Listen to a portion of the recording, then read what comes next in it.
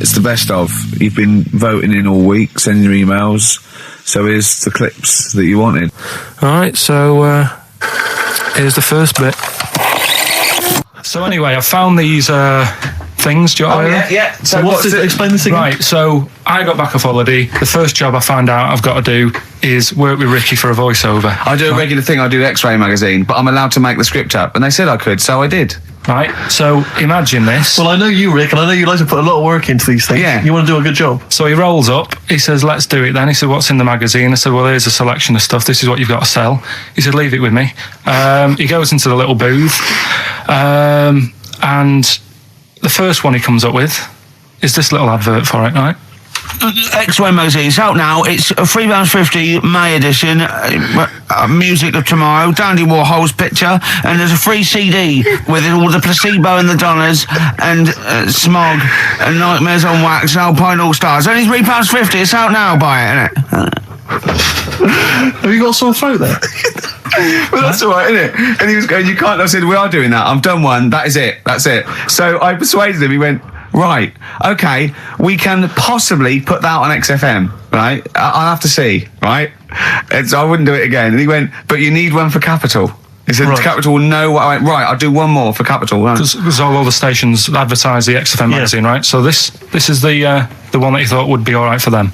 Ooh, hello, you loonies in Radioland. Dr. Frog here to tell you about the new edition of X-Ray magazine. It's out now and it's only £3.50. You've not heard of it? It's a great music magazine. And you get a free CD featuring bands like Placebo. They wear makeup, but leave them alone. Gold Chain, Smog, OK Go, The Donners, and all great bands that you'll love. To Froggy here. Hello. Bye. Ribbit, Froggy says bye it. Oh, well.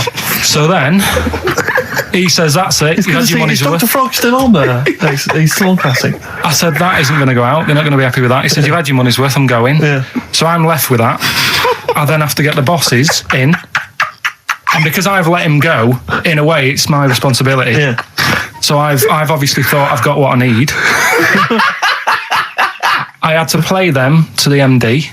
What did he say? And justify. Well, I was sort of thinking if I laugh, he might go, well, I don't get it, but he finds it funny. Oh, brilliant. Well done. So I was laughing. He was sort of thinking, you know. Excellent. Is that it?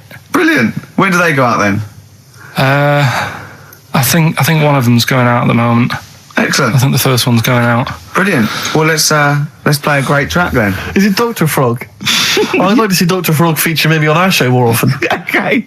Oh, I've got some new comedy characters. I can't believe that. You know, I love the work of comedy greats like Chris Moyles and Noel Edmonds. I've got some really funny comic characters that'll be popping in and out of the studio. Save them. Okay. I'm excited. Can I just tell you a story that Carl told me a couple of weeks ago? Is this another ghost story? Another spooky story? Yeah. I called him out. I was, what are you doing? He said, I've just been reading ghost stories again.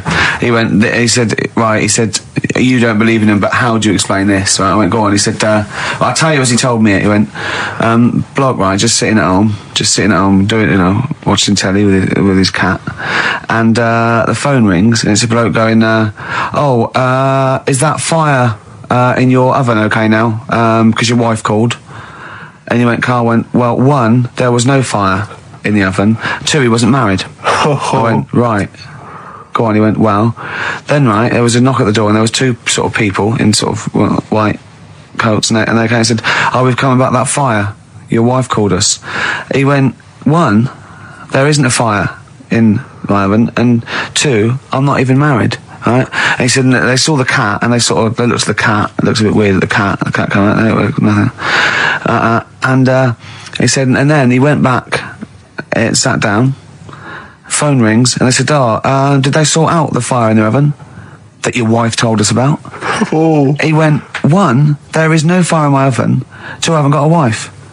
And Carl went, what do you think of that? I went, that's not it. He went, yeah. I went, that's the end of the story. What? He went, well, how'd you explain that? I went, explain what? I thought he was going to say, a year later we got married, but she died in an oven fire. Right? I thought it was going to be that. And I went, that's what? People winding him up. Yeah, or someone did report a fire oven, and their name was Johnson, and they looked up Johnson, they got the wrong thing, it was the gas board, and they sent it around to the wrong person, right? Do you know, he went, yeah. I said, I explained it to him, he went, yeah. Why did they look at the cat funny? Oh, man alive, Carl. This is really weird, right? I was in my house once, right, and the doorbell rang. Yeah. Right, I opened the door and there was no one there. Yeah. Right? And then I looked across the street, There's right, and there were some kids running away. Yeah. Now, how do you explain that? Yeah. There was another time, right, where, like, I opened the door and there was a bloke goes, "You've ordered pizza." I went, "I haven't ordered pizza." And I heard my mate upstairs giggling and putting the phone down. Yeah. How do you explain that? Carl, seriously, why did you tell me that story? What did you think it was weird about that? The fact that it was 3 different people. Is this all the information? Is that the entire story? It was 3 different people. Did you fall hassling asleep him and not read the about end? A fire that didn't happen, about a wife that didn't exist, and a cat that didn't look happy.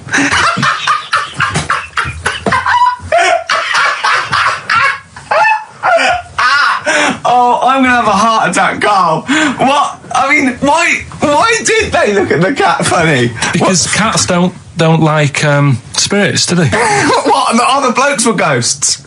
Yeah. Yeah, that's it. So these are kind of beetle about type ghosts. These are ghosts who walk the earth as the undead, just winding people up slightly. That's lovely. That is lovely. Seriously, and a cat that did not look happy. But seriously, why would ghosts wander around just like winding people up? Oh, Maybe something did happen there years ago. Some fire. Some woman might have died in a house of a fire or something. Yeah. And it sort of all happened again. Yeah, it's certainly a mystery. if you don't it's a believe- mystery. I mean, I can't. What's this book you were reading? You were reading a book, which is interesting enough. It was the Fortean Times. Oh, Carl. Yeah. Well, I don't know what to say. Yeah. Right, okay, Educating Ricky, part 2. Right. I'm committed to this treatment. Yeah. Is one. I've got to go for that one. Yeah. Yeah. Or the other one is the police are causing a bit of a stir. He still says it like it's the best thing he's ever come up with, which in a way is. It could be. Right, go on then. I'm committed to this treatment. Right. Do you know the saying? Is it just sayings now? Are they all sayings? This No, they're not. Okay. No, the other one isn't. Frog in your throat. The saying, "There's a frog in your throat." Yeah. I assume it's when you croak a little bit. You sound like a frog. No. Right. Might seem a bit weird, this one. Right. But years ago. Oh yeah. Sorry, well, what is that clue? Committed to this treatment? It's about frogs committed.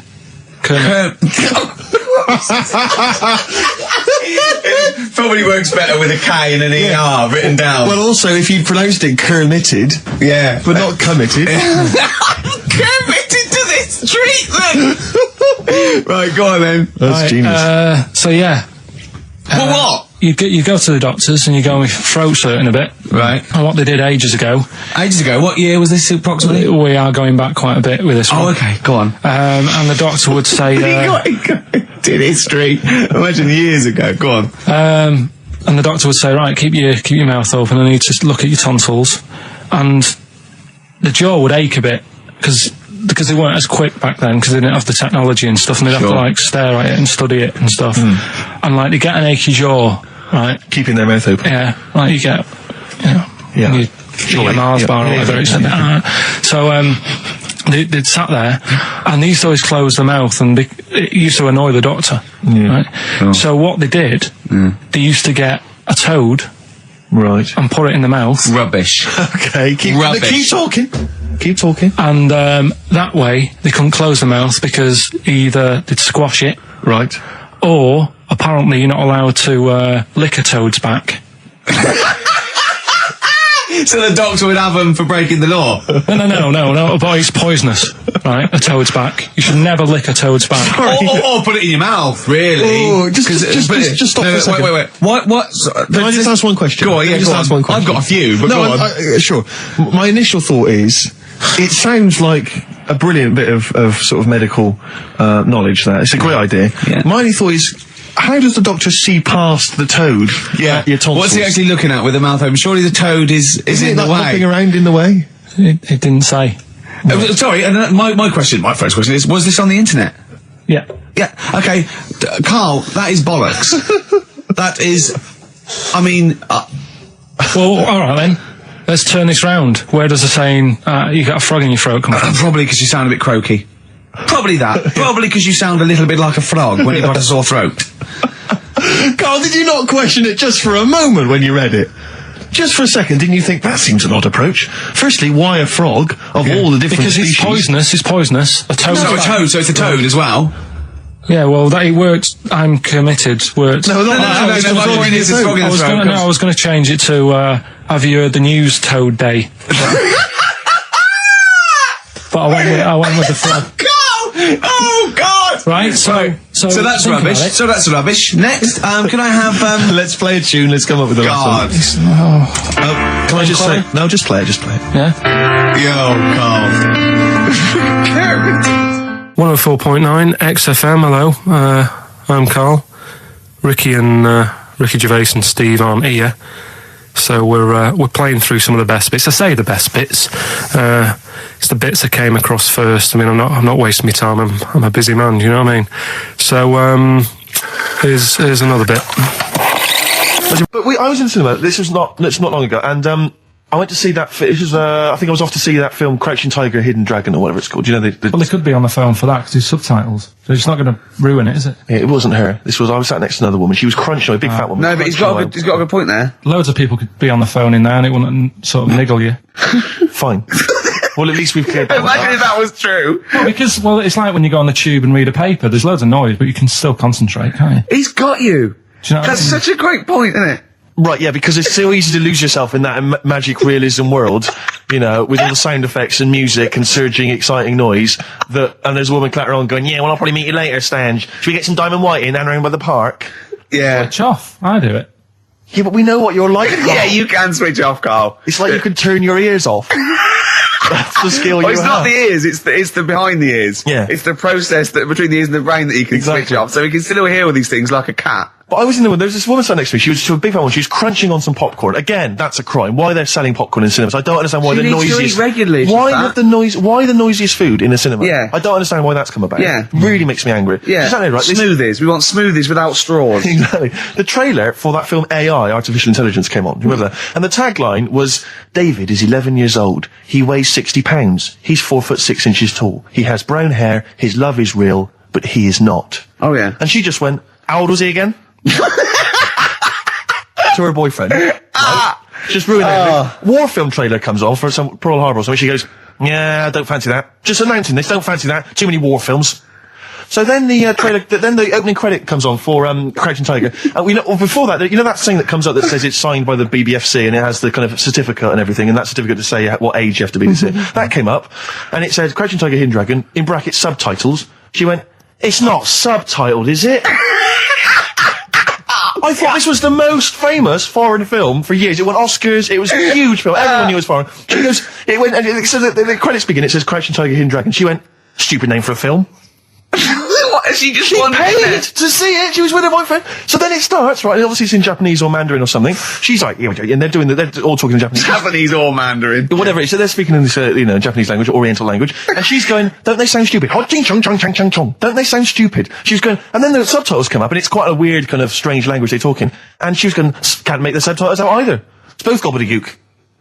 Just wittering on every step of the film. I totally agree with you, but what I like in your telling of it, I know you start getting quite emotional. I'm genuinely livid. But she went Mandarin or Japanese, some Oriental language. And well, I don't know what it was. It's a strange language. It's a strange language. Well, anyway. Oh, dear. So then I moved. I climbed over several seats, made a big huff of, make a big show of moving. Yeah. Sat next to a guy on the phone, just chatting on the phone. Oh, I'd have gone mental at that. So now I hate that film. I didn't enjoy it. I don't like seeing it. I don't want to even think of it. The subtitles, isn't it? Well, rubbish. That's why I get videos. Yeah, I should have thought that through, Carl. You're absolutely right. Lamb Chop? Yeah, let's play Lamb Chop. This is brilliant. This is from this CD that came out recently with Uncut magazine. Occasionally they put out some quite interesting free CDs. And this was one that had various covers of Rolling Stones songs. And a lot of them were, quite shoddy. But this was a brilliant, specially done, I think, for the CD. It's Lamb Chop doing a version of quite an obscure Rolling Stones song called Backstreet Girl. It's just beautiful. Let's hear it. Well, listen, I'm a big fan of that TV show. It's on digital TV. A lot of people won't have it. But Inside the Actor's Studio with James Lipton. Yeah. And he interviews interviews lots of big Hollywood stars, and he always asks them these same questions at the end. Can I just run a few of them past you? Go on. Okay. So, if you could do any other profession other than the one you do now, what profession would you do? Can you just change that to apart from a paper round? Apart from a paper round. Oh. If you do any other profession, Carl. And it doesn't matter about, like... It doesn't matter if you've got the skills or anything. In an ideal world, if you had the ability. Well, I think I'm about to buy somewhere, so I reckon something, using tools and, like, doing a bit of plumbing and that. So a plumber? Well, sort of an all-rounder. Right. A handyman. Well, yeah. Yeah. I think, you don't get paid that much, but it's useful, isn't it? So... But you could get your own show, couldn't you, with Carol Smiley eventually? Well, all that, but the money that you don't make, you save by not having to pay someone else to do the chores. Do you know what I mean? I don't know what that sentence meant. Right. No. A plumber, how much is the average plumber on? The money you don't make, you save on not getting someone else to do it. No, just think of that. No, look, break that sentence down. Are there any... Sorry, Rick, but people who live in glass houses. Yeah. Anyway, let's just go back to Lipton quickly. We've got a couple to get through here. So, your favourite noise or sound? Favourite sound or noise? Oh. Is it me? No. It's not me. Hang on a minute. It's not me. Are you sure it's not me, Carl? I like Elvis. Noise. Elvis. In the ghetto. The sound of Elvis. Elvis in the ghetto. Brilliant. Okay. Yeah. And your least favourite noise or sound? I don't think it should really be records and music. Noises, things that you hear at home or whatever. Maybe like a sound of a... The least favourite noise? Least favourite? The sound of... Probably like... the sound of ghosts? Fire engines and that. Right. That's annoying. Except if your house was on fire, presumably. I think it's a bit unnecessary. You think they're just doing it to wind people up? I live on like a busy street and it's happening all the time, and it is like... Just sort of have a blast of it and people will hear it. You don't have to keep it going. Yeah, Sure. So that is, pretty annoying. And if heaven exists, Carl, when you get to the pearly gates, what would you like God to say to you as he welcomes you into heaven? What would you like God to say to you? Who asks these? What show's this? It's a programme where celebrities are interviewed by a guy, an American interviewer, and he always asks these questions at the very end.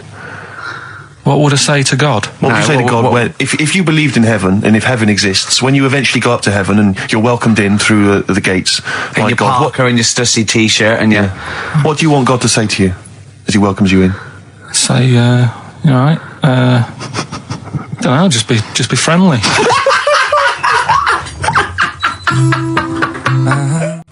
Well, we're running out of time. We've got to get on with the show. It's near the end. I hope you enjoyed it. I hope the scientists stuck in a big, hut in the middle of nowhere in pitch darkness, 10 of them.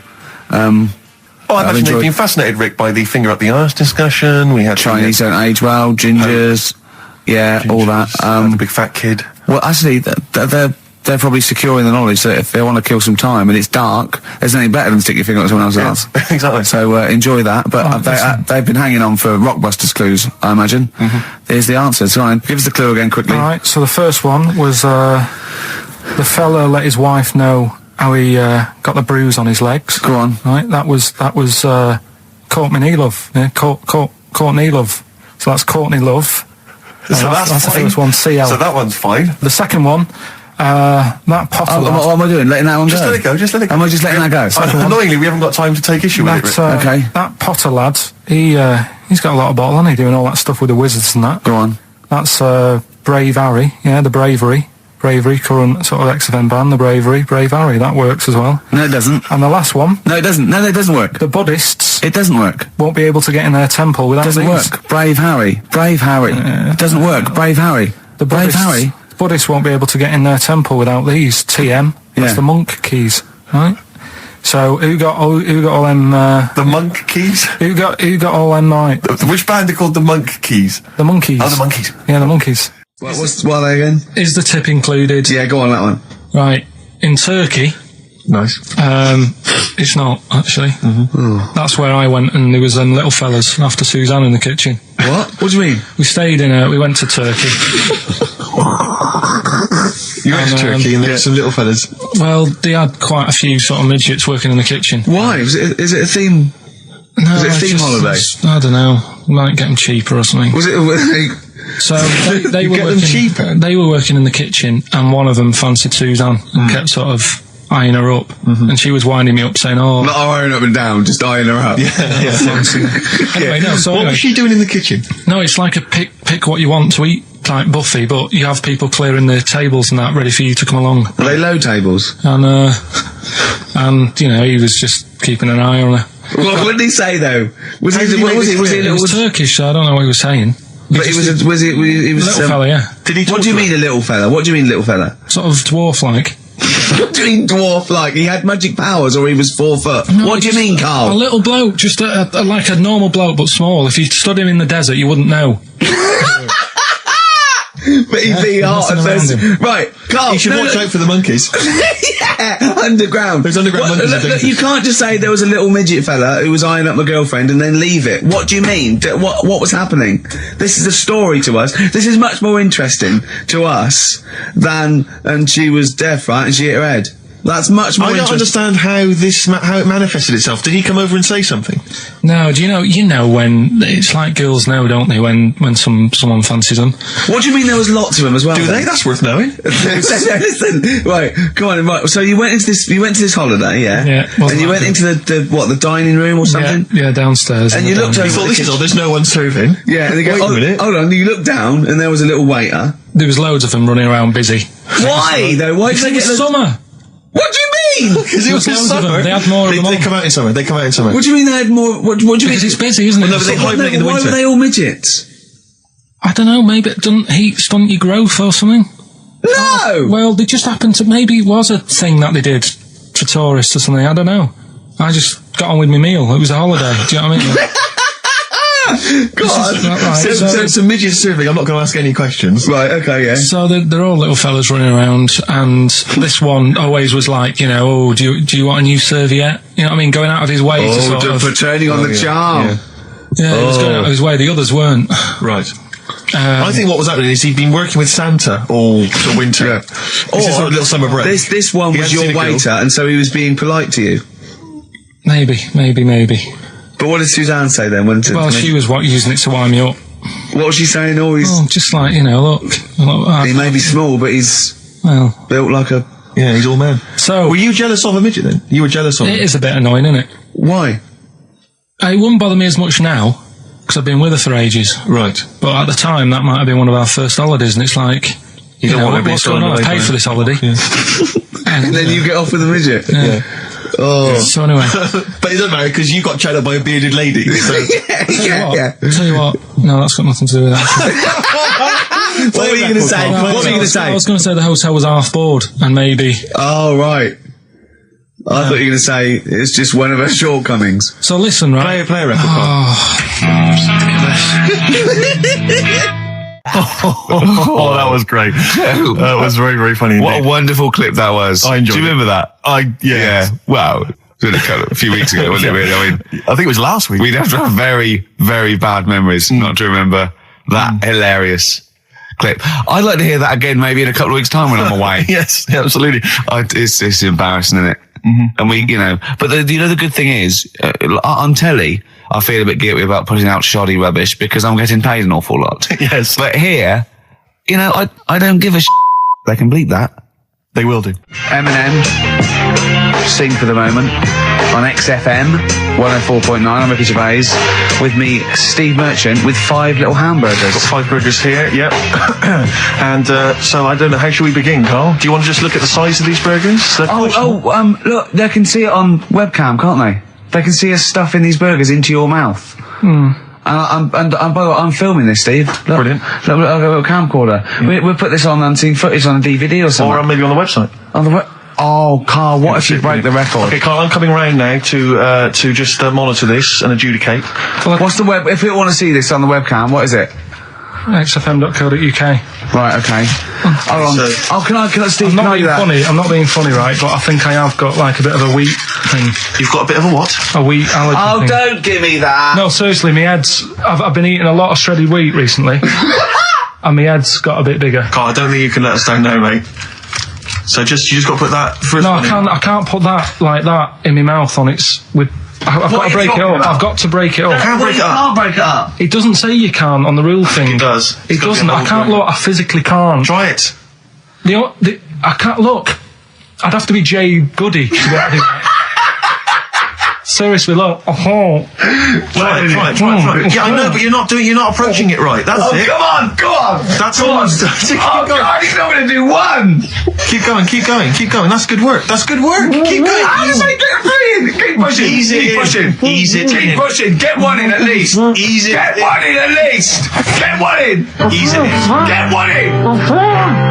Push it. That's one. Let's go for another one. Let's go one more. I reckon you got to rip it up a bit. Okay, do that then. See how many you can get in. You got to get in 2. No, just one. No. Well, it's no, these rip it up and three. pack it in. What do you do? Pack your cheeks first. Honestly, Steve, my head is swelling a bit because I have got a wheat thing, a wheat allergy. That'd be good then, there'd be more room. Right, okay, look, Carl is now just sticking it in his cheek. Yeah. Don't eat any. You can't swallow any. It's like a hamster. You got to work it like a hamster. Yeah, stick it in. Come on. He looks like Marlon Brando in The Godfather. Come on. Don't lose any yet. Right. Pack it in, then use your fingers to pack it in. Come on. Wedge it in. Like you're grating the bath. I can't do this either. Keep going. Keep going, don't give up so early. This is part of the problem. You just give up, Carl, too quickly. You failed again. It's like your history O level. Come on, Carl. Come on. Do something all well. it's one, Succeed at something. Push it in. You've got nearly a half a burger there. Oh, I'll come round there. You're chewing. Don't chew. I've got to be able to think. I don't know what he said, but is that a whole one? No, it's not. I can see bits left. Come on, Carl. Come on, keep working at it. We keep working at it. But there's so much space in your mouth, I can see it. He's going red. Okay, we're doing another one. We're doing another one. That one then. We're doing a. Oh, are you alright? Are you going to be sick? Are you alright? Alright. Oh God, should we play a record? He's making my eyes water now. Okay, I'll find a different one for you. Find a different one for What him. about most grapes eaten in 3 minutes? I'll go. Do you want to do that? Grapes are easy, aren't they? That's easy. Great. Come on, grapes are easy. Come on, don't make him laugh. He's choking. He's choking. Oh, Carl. Quick! Keep going, Carl. Come on! Come on! What happened? Did he just throw up? No! Don't make him laugh! Oh, Come on! we can make wine. Come on, Carl. You're doing so well, Carl. mate. How long to go? Come on. Only. Why are you making him laugh? That was a world record attempt. Come on. He's over. Keep going. Come on! You got 25 seconds. Come on. Oh, I think that was a shame actually, because you were doing well, but something went wrong. I know, and I think those are bigger grapes than the ones I've seen before. They're quite big grapes. Look at his face, he looks so despondent. Come on, Carl, 8 seconds. Just a few more. 5. Come on, what's the matter? 2, 1. It's all over, Carl. It's all over. Better count how many you did. You can get good at this. We can get good at this over the weeks. I think that was a fairly pitiful attempt, actually. I really thought you had It's interesting, actually. These are harder records than you might think. Yeah, I know. 6, 8, 10. How do you feel after that record-breaking attempt? Not happy with that. What are you not happy about? The fella who did it, was he in hospital and just had loads of grapes? I was bored. I'm sure he wasn't producing a radio programme, that's for sure. Well, to be fair, neither are you. What was tricky about it? What did you find hard? I think having Ricky standing over me, sort of shouting, "Go on!" isn't normal. No. But that wasn't... He hasn't eaten any! Hold on, that's 50 left. That's quite a poor attempt then, by the seam of it. Would you think about trying to maybe do that again in a couple of weeks? Would you do some practice and try that again? Leave it to the experts. And I noticed a tricky point. Maybe sort of when you had about 50 seconds to go, you seem to be spewing things into the bin. What was that? Again, mainly Ricky standing over me. Sort of. 88. He's got 88 left. Okay, so what's the mental arithmetic there? Because we put how many in? It was 150 in the thing, wasn't it? What did I say? What did I say I had left? Well, I'm not doing it again. 88. So he had 88 left. So 62. God, you're only at 62. What's the matter with you, Carl? There's people start you at 62. That is rubbish. That's disappointment. Let's leave that. You failed on 2 world record attempts there. 62, and the record's that is rubbish. What were you doing? Oh, yeah, but like I said, I've got a small throat. I can't drink a drink quick. Ever since the Mr. Freeze Pops when I was 6, that I nearly choked on, I nearly died on, I can't go back. It'd be like asking, I don't know, someone who got run over to play Frogger or something. What's Frogger?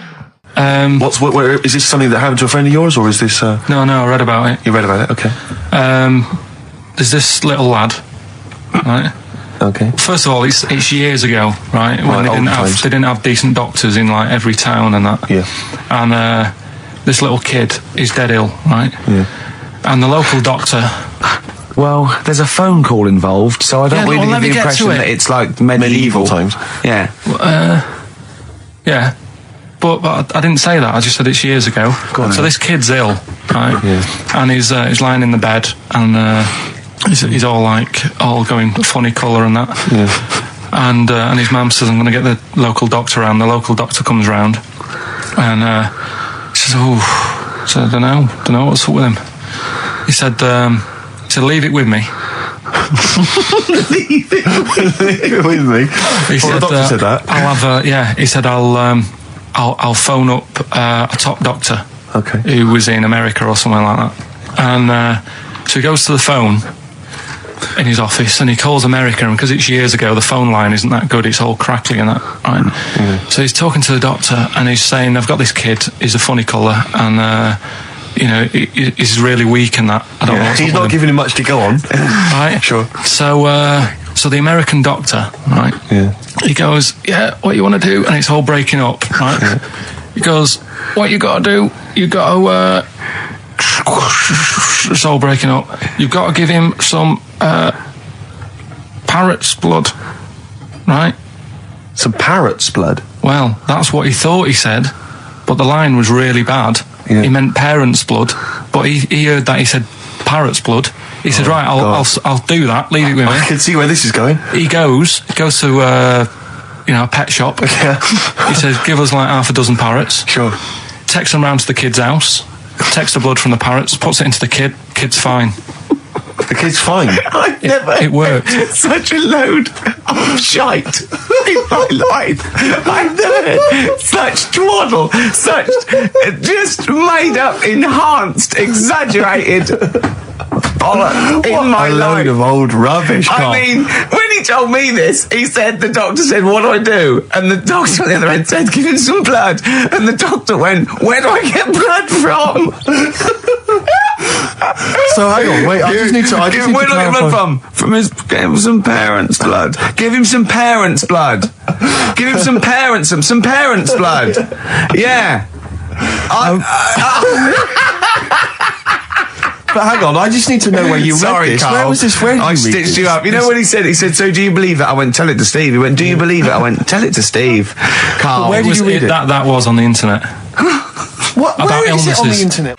Badly Drawn Boy on XFM 104.9. I'm Ricky Gervais, with me Steve Merchant and Karl Pilkington. I'll tell you what, the Stonys then. Oh. This Thursday at the Grosvenor House Hotel. Yeah. Everyone in Radio's Anyone has entered their show in different categories, saying, they get it down to, Winners this year included the brilliant Dominic Mohan, former showbiz editor of The Sun. Lots of people won. Lots of people won gold. Lots of people won silver. Lots of people won bronze. We didn't get a sausage. Nothing. This show was deemed not worthy of anything. I mean, not a look in. The panel looked at it and said, "Well, No, definitely It's not radio. Didn't get a vote. See, that annoys me on so many levels. Let me tell you one, right? I've never complained about losing an award, okay, ever. Yeah, mainly in TV. I know we've won a lot, but we've been beaten by Peter Kay. Good luck to him. He's brilliant. Beaten by Phoenix Nights, the sitcom. A lot of people like that more than The Office, vice versa, right? No qualms. But the shoddy shite that I heard that night beating us, I was furious. I don't understand. There's people regional. It sounds like hospital radio, right? I shouldn't even be on XFM. I thought, it's beneath me. Yeah. And I thought, well, I'll give them a hand, right? Let's show them. And I want to know who the panel was as well. I do not believe it. How can they I was looking back over some of the shows, right, before I go to Carl, and I've just done a little excerpt of, a trailer of what we do, what we're about, and I don't know how the panel could overlook this. Play a bit, Carl, please. Shaking her muff, minge and tits around does not make her a hoe, then what does? These kids at school with big heads. Carl, what are you talking about? Oh, my name is Holy Fuck. Right, it's this monkey that was on a train station. Right. What if you mean cock to mean penis? It was my Down syndrome son. Oh, chimpanzee, that monkey news. So we've still got monkey news coming up. You're an idiot! You know what I mean? That's, to me, quality broadcasting. I don't know how they can say that isn't worthy. That's what we sent in to the Sony people. They listened to that. How they didn't think that was dynamite stuff. It doesn't make sense. Actually, I've been thinking about this since Thursday because I've been a little bit down in the dumps. Yeah. What I think it is that with the TV show, the TV stuff we've done, Rick, we put a lot of work into that. Yeah. We get the script, we got the script, we spend a lot of time on it. What this show is about, it's very much about spontaneity, it's about our personalities, and I don't think we're ever going to win an award for our personalities. I think that's where we're going wrong. Do you know what I think? I think that when we're together, we're the auteurs of The Office and, and we're strong on it, and we're just two where we write it, we direct it, we cast it, we even worry about the font and stuff on the, we do everything. There's a weak link in our midst, I think. On the radio show? Yeah. Right, well, I'm just trying to think what the common factor is, because on the award-winning TV show, it's just you and I. Yeah, I don't know. Well, I'll tell you what, can we play a record and let me think about this, because there must be something. There's got to be a factor. That isn't in The Office that's in this, that means that The Office is award-winning, and this is a pile of shite. It's interesting. I mean, I don't think our number one fan, Dickie Anderson, Richard Anders, was on the panel, although he here has emailed in. He's got a couple of thoughts as to maybe why we... What is Dickers doing, man? Dickers says, commiserations on not winning a Sony. I can't believe you didn't win, naturally. I mean, apart from your show's obvious lack of quality and effort, having a monkey for a producer, offering the biggest load of tat as competition prizes, saying hairy Chinese kid 48 times every show, Rockbusters, not bothering to turn up for weeks on end, only having 3 listeners, introducing the comedy characters Camp David, Harry Fook, which I think he spelt wrong there, Stephen Merchant. I'm not a character. Apart from insulting every race, religion and sexual orientation, bickering like schoolgirls... We haven't done everyone yet. We have not insulted everyone yet. There's loads to go. Despite the fact you generally bring misery into the lives of anyone who listens, I thought you were surefire winners. Better luck next year. Well, I mean, a couple of constructive, criticisms there, but generally, I still can't nail it. Was he on the panel? Well, I don't think so. Well, he's a fan, so... Yeah. Well, no, he's clearly a fan. I mean, he obviously loves the show. He has hit the nail on the head. Oh. Which... Yeah. But, what should we do? Should we give up or should we try harder? That's always my dilemma in life. Sure, yeah. I mean, I've always gone for the first one. Give up? Yeah, why bother? Yeah. If they can't see, just give us the award. Yeah. And then worry about it later, and we won't let them down. Yeah. Now they've got blood on their hands. We're gonna. Yeah. What should we do? To give a couple of months notice? I think so. Okay. Well, there you go. I mean, seriously. I mean, I think. I'm being serious. I'm not being wacky now. We haven't told Andrew, but I think we've won our course with this show. Yeah. So let's. Okay, we'll give it a month, and it's because the Sonys didn't give us anything. Play a record. Yeah. There you go. You got to do a bit longer than that. No, we haven't. Got to give a month's notice. No, you got to work till about September if you're gonna. No, we haven't. No, we give a month's notice. Whatever, give the money back somewhere. Well, you give your money back. Yeah, I know. What are you going to spend your 80 quid on? True. Oh, that's a wonderful, wonderful clip, and a great record that preceded or followed it. I'm not sure. But could I make some dedications? Yeah. Because I last week just before we had to come in to record this. I popped out trying to get onto the tube, and I had a nightmare because there were millions of protesters, so-called protesters. Now, a lot of them obviously doing good work. There was one fella, I think you'd have appreciated it, because I know you are very politically active, and I think this guy has really studied hard, and he's realised the best way to make his voice heard on the international political stage is to ride around on a tricycle wearing a jester's hat. He was really shaking up the bloody government. I wouldn't want to be George W. Bush about now. Not indeed. Once he sees that. Once he sees that guy. Imagine his aides rushing in and going, George W., look at this guy. Where's that? That's in London, England. Okay, call off the forces. Is that a large tricycle? Yeah. Is he wearing a nappy? Get me Colin Powell. Why'd you call him Colin, not Colin? It's the way he likes it. Don't about. Just call off the troops. There's a in a jester's hat. Call the troops off. Just bleep some of those bits. Right, here's the last clues of the year. You had, there's a load of letters there asking for advice. Put them on Claire's desk. That was F. That was for foreigner. Foreigner. I don't know what you mean. Claire Rayner. She took advice. She gave people advice. So that's a foreigner. That is shit. Right. I'm sorry. That may be Christmas. That is absolute garbage. A lot of people got the right answer. I know. Well, that annoys me even more. The second one, ask your mum. Foreigner. Yeah. Foreigner. Second one, ask your mum if you should. That was S. That was Shalimar. Shalimar. Right? No, bizarrely, what was the clue there? Ask your mum if you should. No, we got a lot of people saying Smashing Pumpkins as the answer to that. But I don't know who's saying that to their mum. Smashing Pumpkins.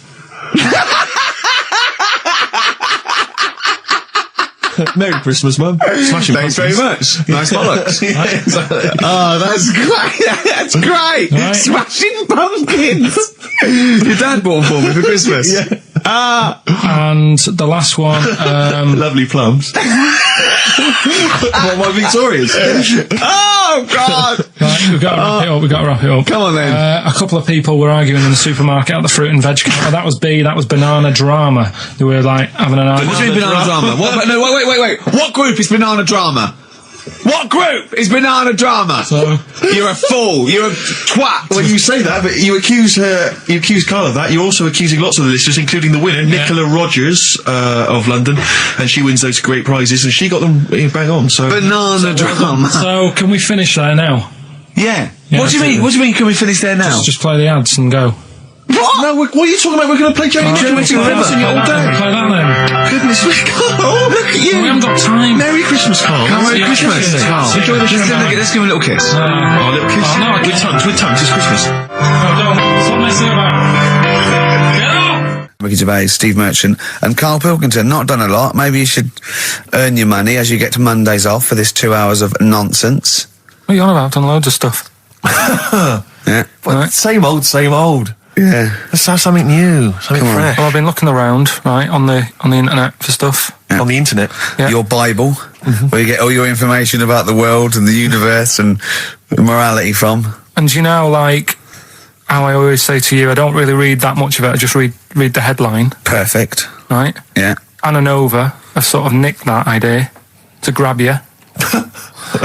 Nicked what idea? Well, to sort of get to the meat straight away at the top. Do you know what I mean? The headline to the story and everything. What? Right, these are But stories. the headlines already existed. That was why you thought that was a good not idea. like this, though. All right. Headline. Oh, these are all headlines, right? Vibrating shoes could stop elderly falling. Do you know what I mean? Oh, God. You don't need... Vibrating shoes could stop elderly falling. Yeah, that's the story.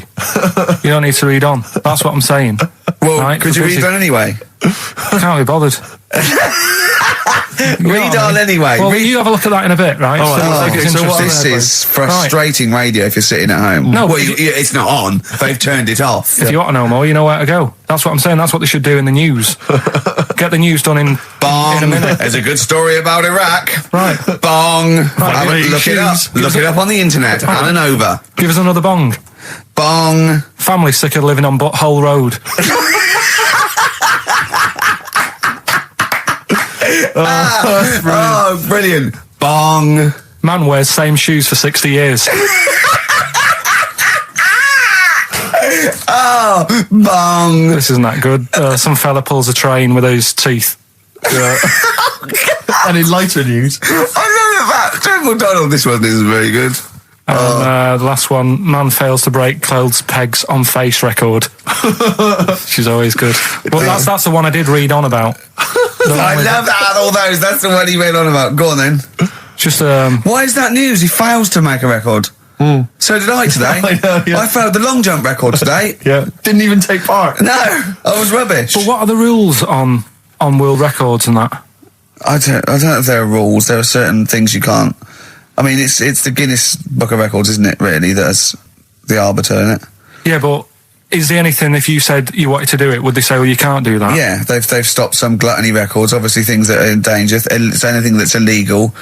Yeah, anything that's immoral. Yeah, like that American serial killer that just got discovered. Yeah. Having killed 47 women. I don't think he can make that into the Guinness Book of Records. No, because people would be trying to beat it, won't they?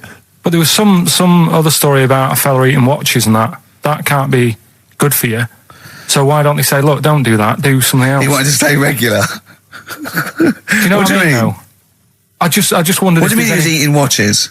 He just said he was eating watches. He got about 3 in about a minute. How did he time it? Do you know what I mean, though? Look at Carl. I love that look at Carl. Carl is looking back and forth. You know when you sort of you go to a cat and it looks back and forth between two people. That's very much like Carl's looking at us now. Or when, like, a child sees a midget or something in the street. They're just transfixed, aren't they? And the parents go, don't stare. When we were pushing Ash, as our producer's in a wheelchair, and we were pushing him through the He's not a VC. midget, we should make that No, he's not a little midget. He's not tall. But we were pushing him through the VC, and this little kid just came up and just stood in front of him and looked at him. Yeah. I just laughed. It was funny. Do you do that? I imagine you get caught staring at things. Do you go up to people? Do you go up to people with problems and go, "Mummy, is that a monster?" Well, I was telling you one about when I used to go with my dad in the taxi.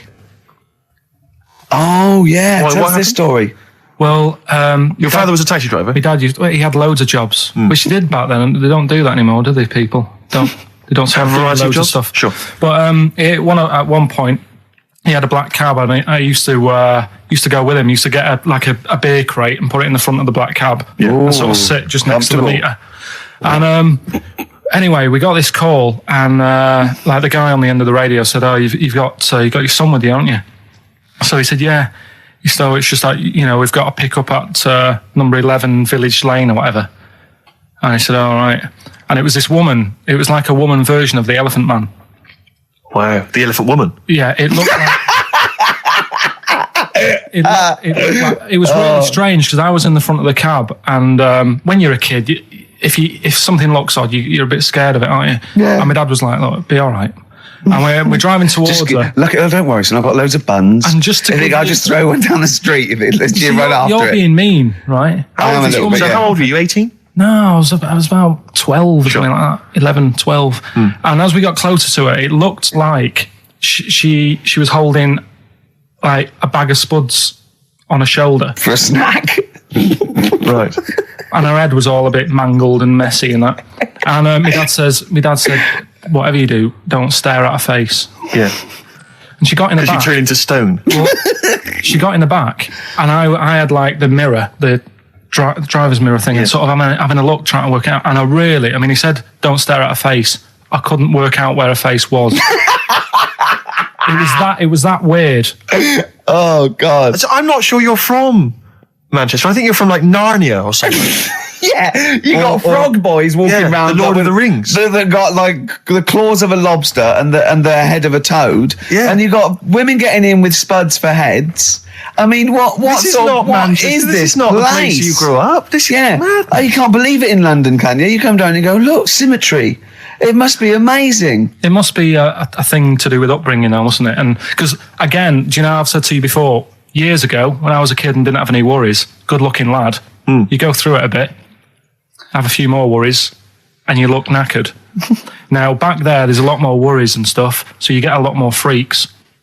Whereas in London, everyone's like happy, aren't they? I love the fact that stress can cause your fingers to fuse and your heads to grow. No, but if She must have been really stressed to have a head like Yeah. She was she an accountant or something? you know what I mean?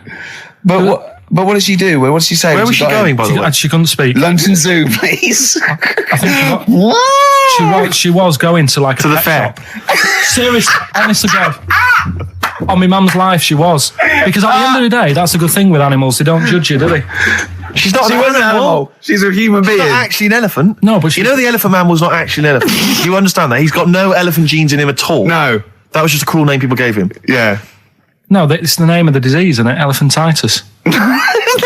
Look, so listen. So this woman, why was she going to a pet shop?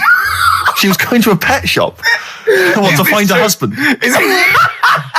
Like, play a Is song.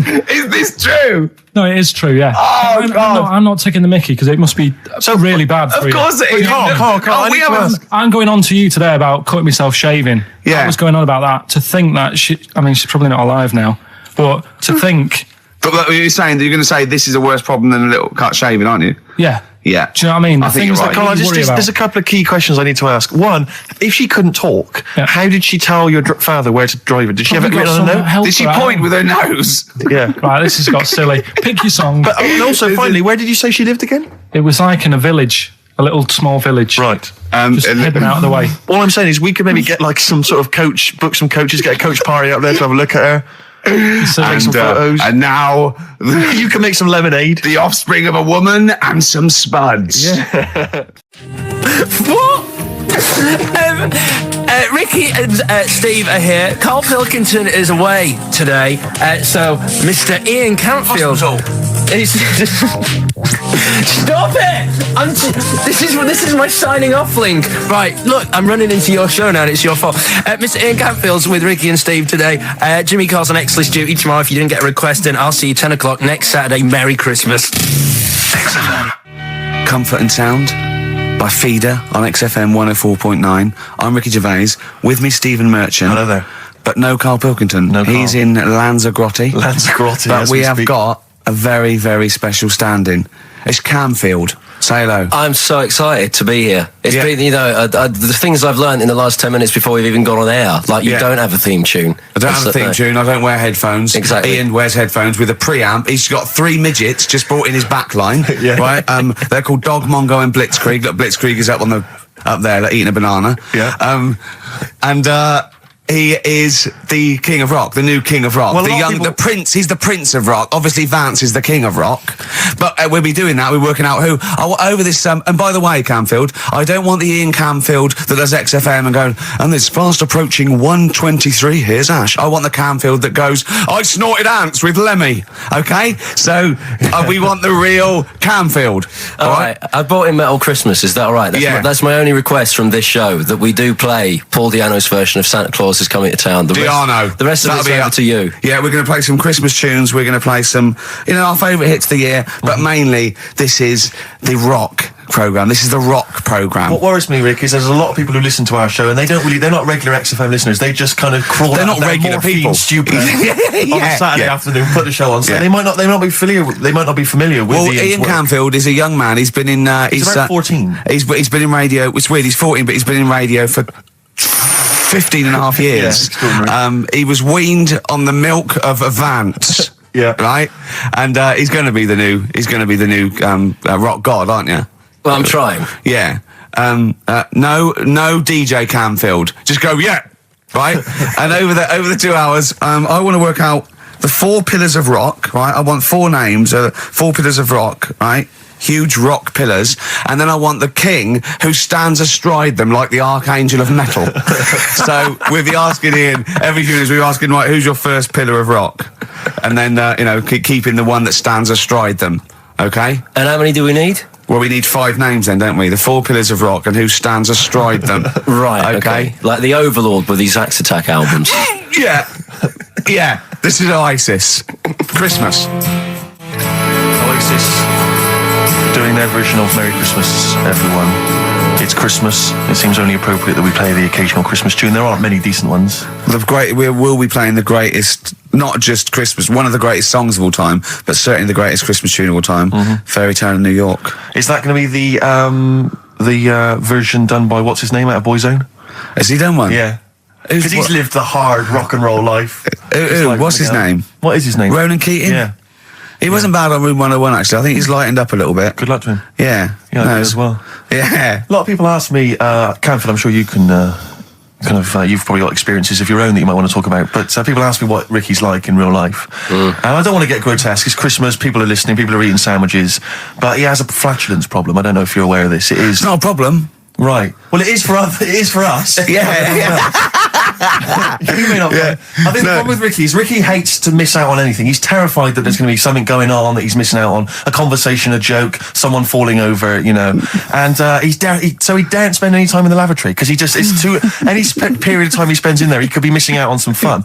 So he kind of tries to get his lavatory, occupying time down to a minimum, an absolute minimum. Plenty of pissing. There's loads of that. But none of the other activity, really. I mean, you keep that really... It's like you're in, you're out, and sometimes I don't think you've done the full job, Rick. Yeah. And today, I tell you this, my eyes were bleeding. It's intense. It's just a word of warning because the kitchen at XFM is out of bounds now. No one's going in there until the new year. A to J in the library. A to J in the record library. I'll tell you this, I don't know if like Tony Blackburn's in the building. His wig will fall off. But seriously, not that he wears a wig. He doesn't wear a wig. But if he's going down now, maybe he wants to play some Beach Boys. I mean, seriously, forget I'm a celebrity, get me out of here. Forget you might have survived in the jungle, Tony. But you go down there, mate. Tony, would you rather eat a plate of maggots or go and get Beach Boys? Exactly. Saying A to J. Oh, pot pickers. Exactly. Jesus Christ. It is absolutely extraordinary down there. Oh, so but just be warned. But it's Christmas. Yeah. It's Christmas. Why would Blackburn be listening to this? I don't know. He's probably doing a bit of Christmas shopping. Sure. And he's out and about with probably got his little, personal stereo on. Yeah. And he goes, I'll listen to the boys at XFM. Exactly. And Camfield, what do you think of it so far? Yeah? It's not Vance, is it? Okay, who is secured as one of the pillars of rock? Lemmy. Of course he is. Never changes his boots. 2 pairs of trousers. 3 shirts. Really? Yeah. And he just alternates them, does he? Yeah, so he yeah, might have the same pair of trousers for 2 weeks, but the different shirt. Is it true his rider is a bottle of Jack Daniels and 40 Marlboro? No, it's like one of those 100 packs. No. Yeah. One of the 100 packs of Marlboro, and he like keeps them stuck in his boots, which don't change. Actually, I think I'm right in saying like that one of the like 2 left boots as well, because one of them did break. and he had 2 pairs, but he's now only got 1. But he's got the Well, Lemmy, that is Lemmy then. Lemmy is one of the pillars of rock. What would Phil Lynott get anywhere near this? Yeah, he would have done. Let's play some Lizzie then. Don't believe a word. Thin Lizzie on XFM 104.9. I'm Ricky Gervais, with me Stephen Merchant, and over there Camfools. Is that your impression of me? Yeah. Yeah. The rock one's better. The rock one's better. Yeah, you shouldn't try and be a DJ. Yeah. Growing up with Diano Tuesday night. Ian, I know you're keen to know this, Rick. What are your thoughts on XFM? Get there. Let's get behind the facade of Camfield. What do you think about this? Because we used to have, some conversations. You've been with XFM since the beginning, haven't you? I've been here forever. Yeah, it's all right, isn't it? I mean, it's not quite magic. Well, no, a few things are. Got me eyes on the big 105.4. Obviously, eventually. What magic? Yeah. Now, do you think you want to do like a rock program on something like Virgin or Radio 1 eventually? Nah, I don't think so. No? No. What do you want to do then? What do you want to do? I want to start playing stuff like the Eagles and Steely Dan and Bruce Hornsby in the Range, truth be known. But you'd have to go quite mainstream. Like in your bedroom? What? But on what sort of platform though? Because the good thing about those is they are really popular. They are. I mean, I think the Eagles' Greatest Hits is the biggest selling album of all time now. It's overtaken Thriller. Yeah. So I mean, that those. What are you saying? Iron Maiden aren't popular? Like what I play now are actually popular, but they've got a very Slipknot, tight fan Fear base. Factory. I mean, Iron Maiden can go to #1 with just their fans buying it and then slip away again, can't they? Yeah. But everyone sort of likes the Eagles, don't they? Yeah. I mean, I think still. So you could get on sort of like Radio 2 maybe, the rock program on Radio 2. Who does it at the moment? Is there one? No, there's not one. I should do a demo maybe. Okay, well let's I love the way we're talking about my career and other radio stations I could work for. Do you know something I don't? No, I'm just saying that this is place going, is not it's going on the tube, isn't it? It's going on the tube. I mean, you're going to be like, I mean, You'd abandon a sinking ship, wouldn't you? You wouldn't hang around, would you? You wouldn't fiddle, as Rome burned. I mean, we got a couple of pies cooking in the States, so we're not going to be here to keep it afloat. No. You know, the weekends. But we want to take the good guys with us. Right. So, when this crumbles and they make it into a car park for Capital, I want to see you on Radio 2, Friday nights, 10 till 12, pure rock. Exactly. Do you know what I mean? Absolutely. Right, well, that's the pitch, isn't it? Friday nights, 10 to 12, pure rock. Okay, if anyone's listening to the BBC, it's Camfield. He is the new Vance. Molten metal, maybe. Molten metal. That's good. My only concern with TV work for Ian is he doesn't look like the obvious rocker.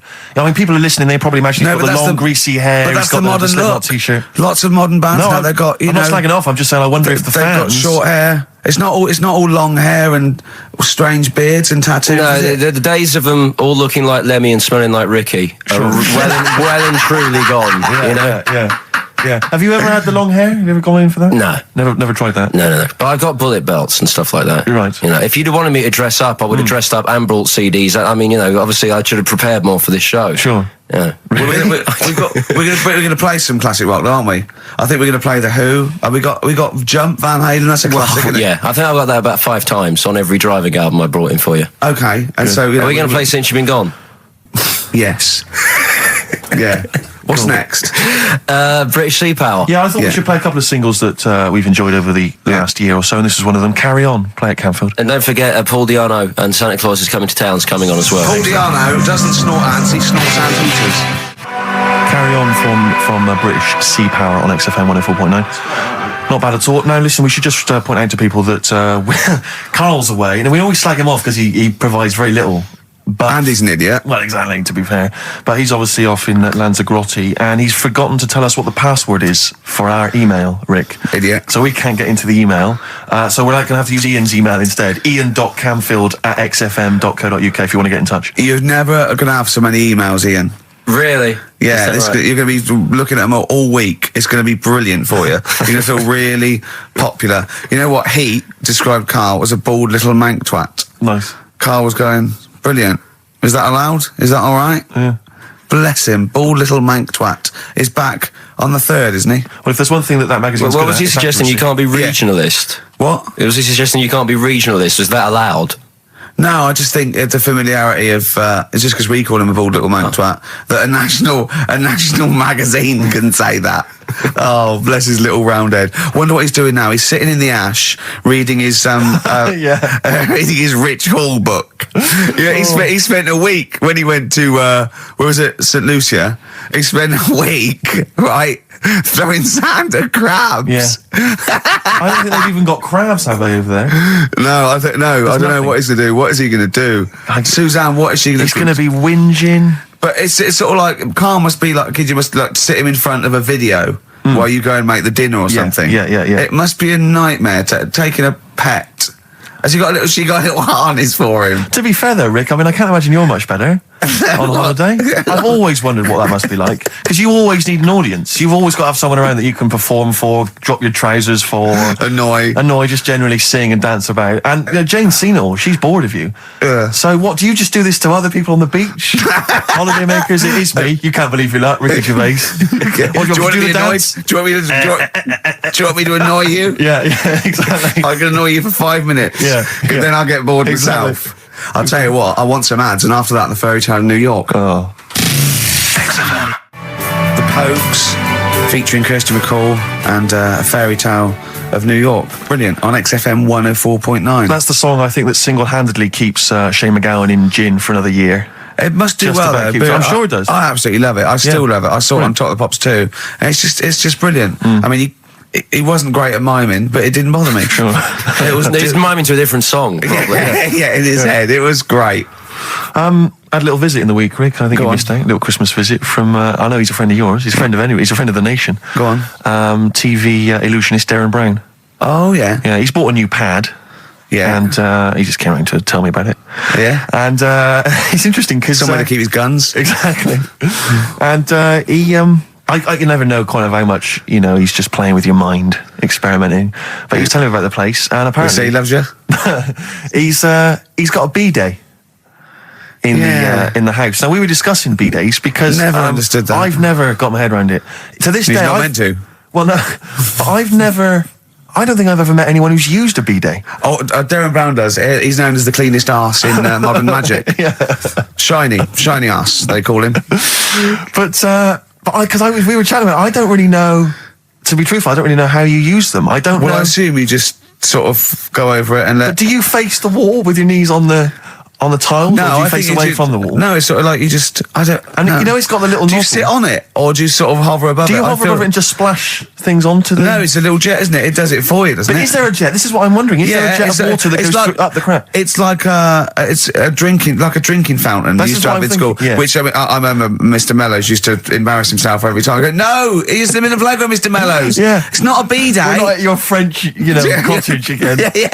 yeah. I don't. Bidet sounds French. I'm assuming it's French. After, they're probably so embarrassed about just sort of like squatting over a hole. Yeah. They go, well, at least we can clean it. Have they? Because I haven't been to France for years. But are they still persevering with the They're public still toilets? going Just with a hole in the ground? I think they have got. Has a single Frenchman travelled anywhere else in the world? Yeah, and seen that now this you can is actually uncomfortable. I know, my trousers go You go down to that. Delhi, and I think there's proper decent porcelain. I know. I can't believe it. I think they have got the flush ones now, mainly for the tourists. Sure, yeah, But I've never really understood that. But it's not. You don't go in. It's not like because they're literally crapping into an open sewer, aren't they? That's the French approach to the public lavatory. Do they have the bidet next to the hole? No. The toilet is a toilet, isn't it? Right. But it's just like. It's sort of like it's like going in the bottom of a shower with a big hole at the bottom. But I don't know. And do you use? I mean, again, not wishing to get graphic, but do you use the bidet instead of the toilet paper? Is it used in conjunction with, or I mean, instead do of? you know what? I've honestly never used a bidet. Because it's not really a working class thing, is it? The bidet. No, but it sort of came in with sort of like purpose-built houses, didn't it? They sort of like shot up all over the. No pun intended. All over the sort of 70s. You know what I mean? It was like in salmon pink. There was toilet, sink, and bidet. Yeah, we won't be yeah. using the bidet. Exactly. Fill it with ice. Put some beer in that. Yeah. Because Yeah. none of my friends washes their arse. There are people who refuse to touch their, the hole with the hands, and they only use a bidet. So if they're at a party and there's no bidet, Well, Carl doesn't like feeding his bollocks for cancer because he says he doesn't like the texture of them. sure. Well, so I mean, so he'd probably love a bidet if he didn't But have are to there go. kind of upper class women who just waddle into the dining room in sophisticated trousers around their ankles, going, "Where's the bidet? It's filthy." Where's the bidet? I don't know. We use the paper. The what? I think the fish was off. I'm going berserk up there. Get me a bidet. Yeah, what if you lie on the floor? Or I am climbing into the sink and turning the tap upside down. It's the only way I can do it. Yeah. Bidet. Thoughts on bidets? Have you ever used one? Well, no, you told me all this, but you still haven't got to the bottom of how you use them. No, I mean, I don't know. I don't know how to use it. Do they come? I asked you need to ask Darren Brown. Does it come with like instructions, like a flat pack? I think kit you're or supposed to something know. about- I think you're supposed to. If you've bought a bidet, the assumption is you know how to use it. Imagine someone installing it and going, there you go, there's a bidet. You go, could you show me how to use it? Well, you like this? Well, no, go to the toilet first. Do the whole thing. Otherwise I won't know in I'll context. just sit here in the corner. That's fine. Okay. Do you read a magazine when you're normally going? Well, I might do, but I mean, I don't really want to do it with you here, but how will I know? Exactly. I need to know how you transport yourself from the lavatory to the bidet. Do you remember when we were trying to offer Carl money to have a shower with Johnny? Yeah. That's a just weird some of the thing highlights of the year. That's a weird thing to do. Yeah. We nearly had him there, and then he didn't want us to watch. Yeah. We said, well, how will we know that you've done it or not? Yeah. He went, you are definitely bent. That's his conclusion. What we got lined up? Well, hang on. Let's just say if anyone's got any idea sort of how to use a bidet, maybe Any idea for anything to talk about on this show? Well, that doesn't involve crapping or Yeah, farting. we've done that. Yeah. We haven't done little Chinese fellas or the gays yet. That's still to come in the second hour. Ian.Camfield@xfm.co.uk if you've got any thoughts on bidets or just, lavatories generally. Richard Ashcroft on XFM, Check the Meaning. I think it was out this year and we enjoyed it. So we I played certainly it. had a thought then that, someone like Richard Ashcroft, who's really cool. I mean, I think one of our greatest rock and rollers, really. He writes great tunes, does great albums. The Verve, already in history. I just suddenly thought of him listening to this and thinking, I wish they wouldn't play my songs because I don't want to be associated with that drivel. Yeah. Yeah. Most people get a buzz out of it, get it on the radio. Do you think people say, don't let Gervais Guilty by association. Do you know what I mean? I love that song. I love Check the Meaning. I thought it was a lovely song. And he's thinking, they're going to sandwich it to bring talk about little gay Chinese fellas and bidets. Yeah. Yeah. And it's going to make me look What worries bad. me, Rick, is that there were, if we had to draw up some kind of list of artists who would allow us to play their songs, it's going to be such a short list. Gary Glitter, it's just going to be a few people who, are slightly more shameful than us. I just thought of something. There are 1 billion people in China, and I assume it's the same percentage of homosexuality occurs as that to 1 billion, 1 in 10. That means there's 100 million little gay Chinese fellas running around. Richard Ashcroft, if you're listening, I apologise for that last... Think about it. John Lennon, you okay? War was over. I heard a DJ in the week. I won't say who it was, but sort of like a cheesy sort of housewife choice DJ, and he played that, and he went, weird one, that, isn't it? What do you think of that the first time you heard it? Strange one. John Lennon, Yoko Ono, war is over. Here's the moment, at least, out there. I love that. Oh. What does he mean? That's exactly what I want from a DJ. That Yeah. kind of insight. We were talking before the break about how many little Chinese fellas there are. Yeah. Billions. An awful lot of them. Brilliant, good, more the merrier. Are you familiar, Rick, with the scary fact, I don't know, Camfield, if you're aware of this, and Go it's on. chilling. I don't know where I've heard this from, but apparently, and this is kind of legend, I didn't just make this up, this is well known, that if all the Chinese people in China, right, no, come on, if they all jumped up and down at the same time, apparently, this is what they say, apparently it would cause a tidal wave that would wipe out America. that would destroy America. I love the idea of coordinating that. Brilliant. Well, I like the idea, firstly, they don't need weapons of mass destruction, they don't need nuclear weapons, because No. they got that threat They can't have constantly. on that. You can't count No. a tidal wave as a weapon of mass destruction. jumping. Tony Blair could send in sort of people, UN people going, look out for anyone jumping. Exactly. You Because know, all they need is an immense sort of skipping rope. Oh yeah, once a little fella in Japan holding Yeah, one end, exactly. little fella in Russia holding the other, Exactly, yeah. and they go on your marks. You'd have a lot of coordination over that one little. Maybe like someone like Mr. Motivator, kind of coordinating it all from the Yeah, top of the yeah, wall, sort of yeah. looking down. The It's Chinese got- equivalent. Yeah. That's right. Yeah. That would be Because I think that's why they built the wall. I think that's why they built the To Great jump Wall. off the wall. Exactly. They just climb on that wall. That's the way it's there. That's the threat. And that's why America started the space race, Yeah. because you can see it from space. Exactly. So they go. They're up there monitoring This is constantly. Eagle to Houston. There's lots of little Chinese fellas about to jump. Yeah. This is Houston. Are they wearing them? We just need to confirm they're Chinese. Are they wearing those? Are they wearing those comical hats that look a bit like a lampshade? They Yes, are. They are. We just have to confirm they're Chinese. Because if I was the leader of China, what is the name of it? What is it? Is he the king of China? We're so ill-educated, Is aren't it we? the king of China? The It's czar not of a king, China? is it? What is it? Is Chairman Mao still there? Is he It's still up chairman still? someone. Chairman someone else probably. The new Yeah. chairman. I Or don't chairwoman, don't be sexist. And Actually, when I said there's 1 billion people in China, so there's 100 million little gay Chinese fellas. Yeah. Someone phoned up to say half of them are women. yeah. Well, of course. Yeah. Straight on the phone with that. Well, I meant little lesbian fellas or little gay fellas. Yeah. I mean, I wasn't being sexist. But if I'm I just was- saying there's probably 100 million little gay Chinese people. What worries me, Rick, is if I was the premier of China, or if it was some of the people I went to Is school it with. premier? Oh, whoever it is, the king of China. If I was the king of China, right? Isn't he the king of China and king and I? Or is that he's somewhere else, isn't he? That's Siam, isn't it? I don't know. Is that rubbish, aren't we? is that not in China? We're not. Where's Siam then? We're not. It's Ceylon now, isn't it? I don't know. Or is that? Oh my God! Someone educated listening must be tearing their hair Yeah, out, screaming listening at to 3 buffoons But listen, in a room. if I was the king of China, let's assume it's the king of China. Okay, yeah, you'd be tall. But you know when sometimes you've had a few drinks, whatever, I mean, I'm sure you've done that thing where you order a pizza for someone, a mate or whatever, or send a taxi round to their house, something like that. Yeah. What I do is I just phone up George W. Bush and go, seriously, mate, you better send some stuff over, money and that, and Yeah. videos, because seriously, they're all outside now. 1, 2, Yeah. and you can freak them out. It'll be Send us brilliant. some knives and forks, because I am fed up with these sticks. Yeah. It's ridiculous. I don't know why we're still sticking with them. I can't pick up the tiniest little bit of chicken. It's crazy. It's rubbish. Yeah. Send us some cutlery. I'm having a nightmare eating yogurt. Oh dear. This is 104.9 Racist FM. Absolutely. Jonah Louis. Should we apologise for that? Not at all, no. That's right, innit? Stand by it, yeah, it's that good. was his follow-up to "You'll Always Find Me in the Kitchen at Parties." Yeah. One of my favourite lyrics. She was into French cuisine, but I ain't no cordon bleu. Brilliant. Yeah, looking forward to playing that in the new year. What happened to B.A. Robertson? Don't He know. knocked it off. I was standing in the corner and the ball came across. What was the other one he did? I don't know. We're not as old as you. Oh no. This is all gobbledygook to us. XFM 104.9. That's Jonah Louis. Yeah, you're not listening to classic gold. Amazingly. I've still got my own teeth. I think, Rick, I was the subject of a Christmas con in the week. What, you mean you bought something for £4, then saw it for £4, £3.90 as you walked home? That would make me livid. Because I've seen you really livid. I'm absolutely furious. When I bought my PlayStation, I saw I could get it for £5 cheaper down the road. I was absolutely And fuming. you'd already walked to about 19 places, God, I remember. yeah. I actually left you after about an hour. Yeah. No, I do. I'm furious because I got to get a bargain. I hate the feeling that I'm being ripped off. Yeah. And I'll tell you this, I'm loving online shopping. Oh, the savings I'm making, Rick. Really? It's crazy. Really? Getting 15, 20 quid off some things. Is it really? Oh, amazing. But these things, I might point out, are like Jaguars and Mitsubishi cars. Exactly. Yeah, but it's worth shopping round. No, this was not so much a con. It was a con, but it wasn't so much one of those just a missed bargain. Yeah.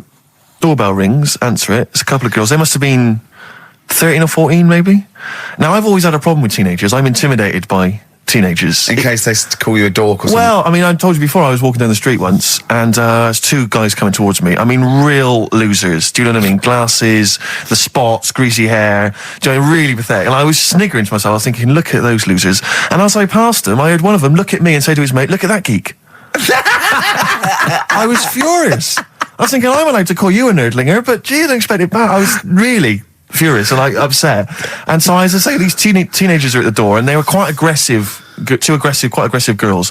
And they had a piece of A4 paper, and they went, "We're doing a sponsored thing." Yeah.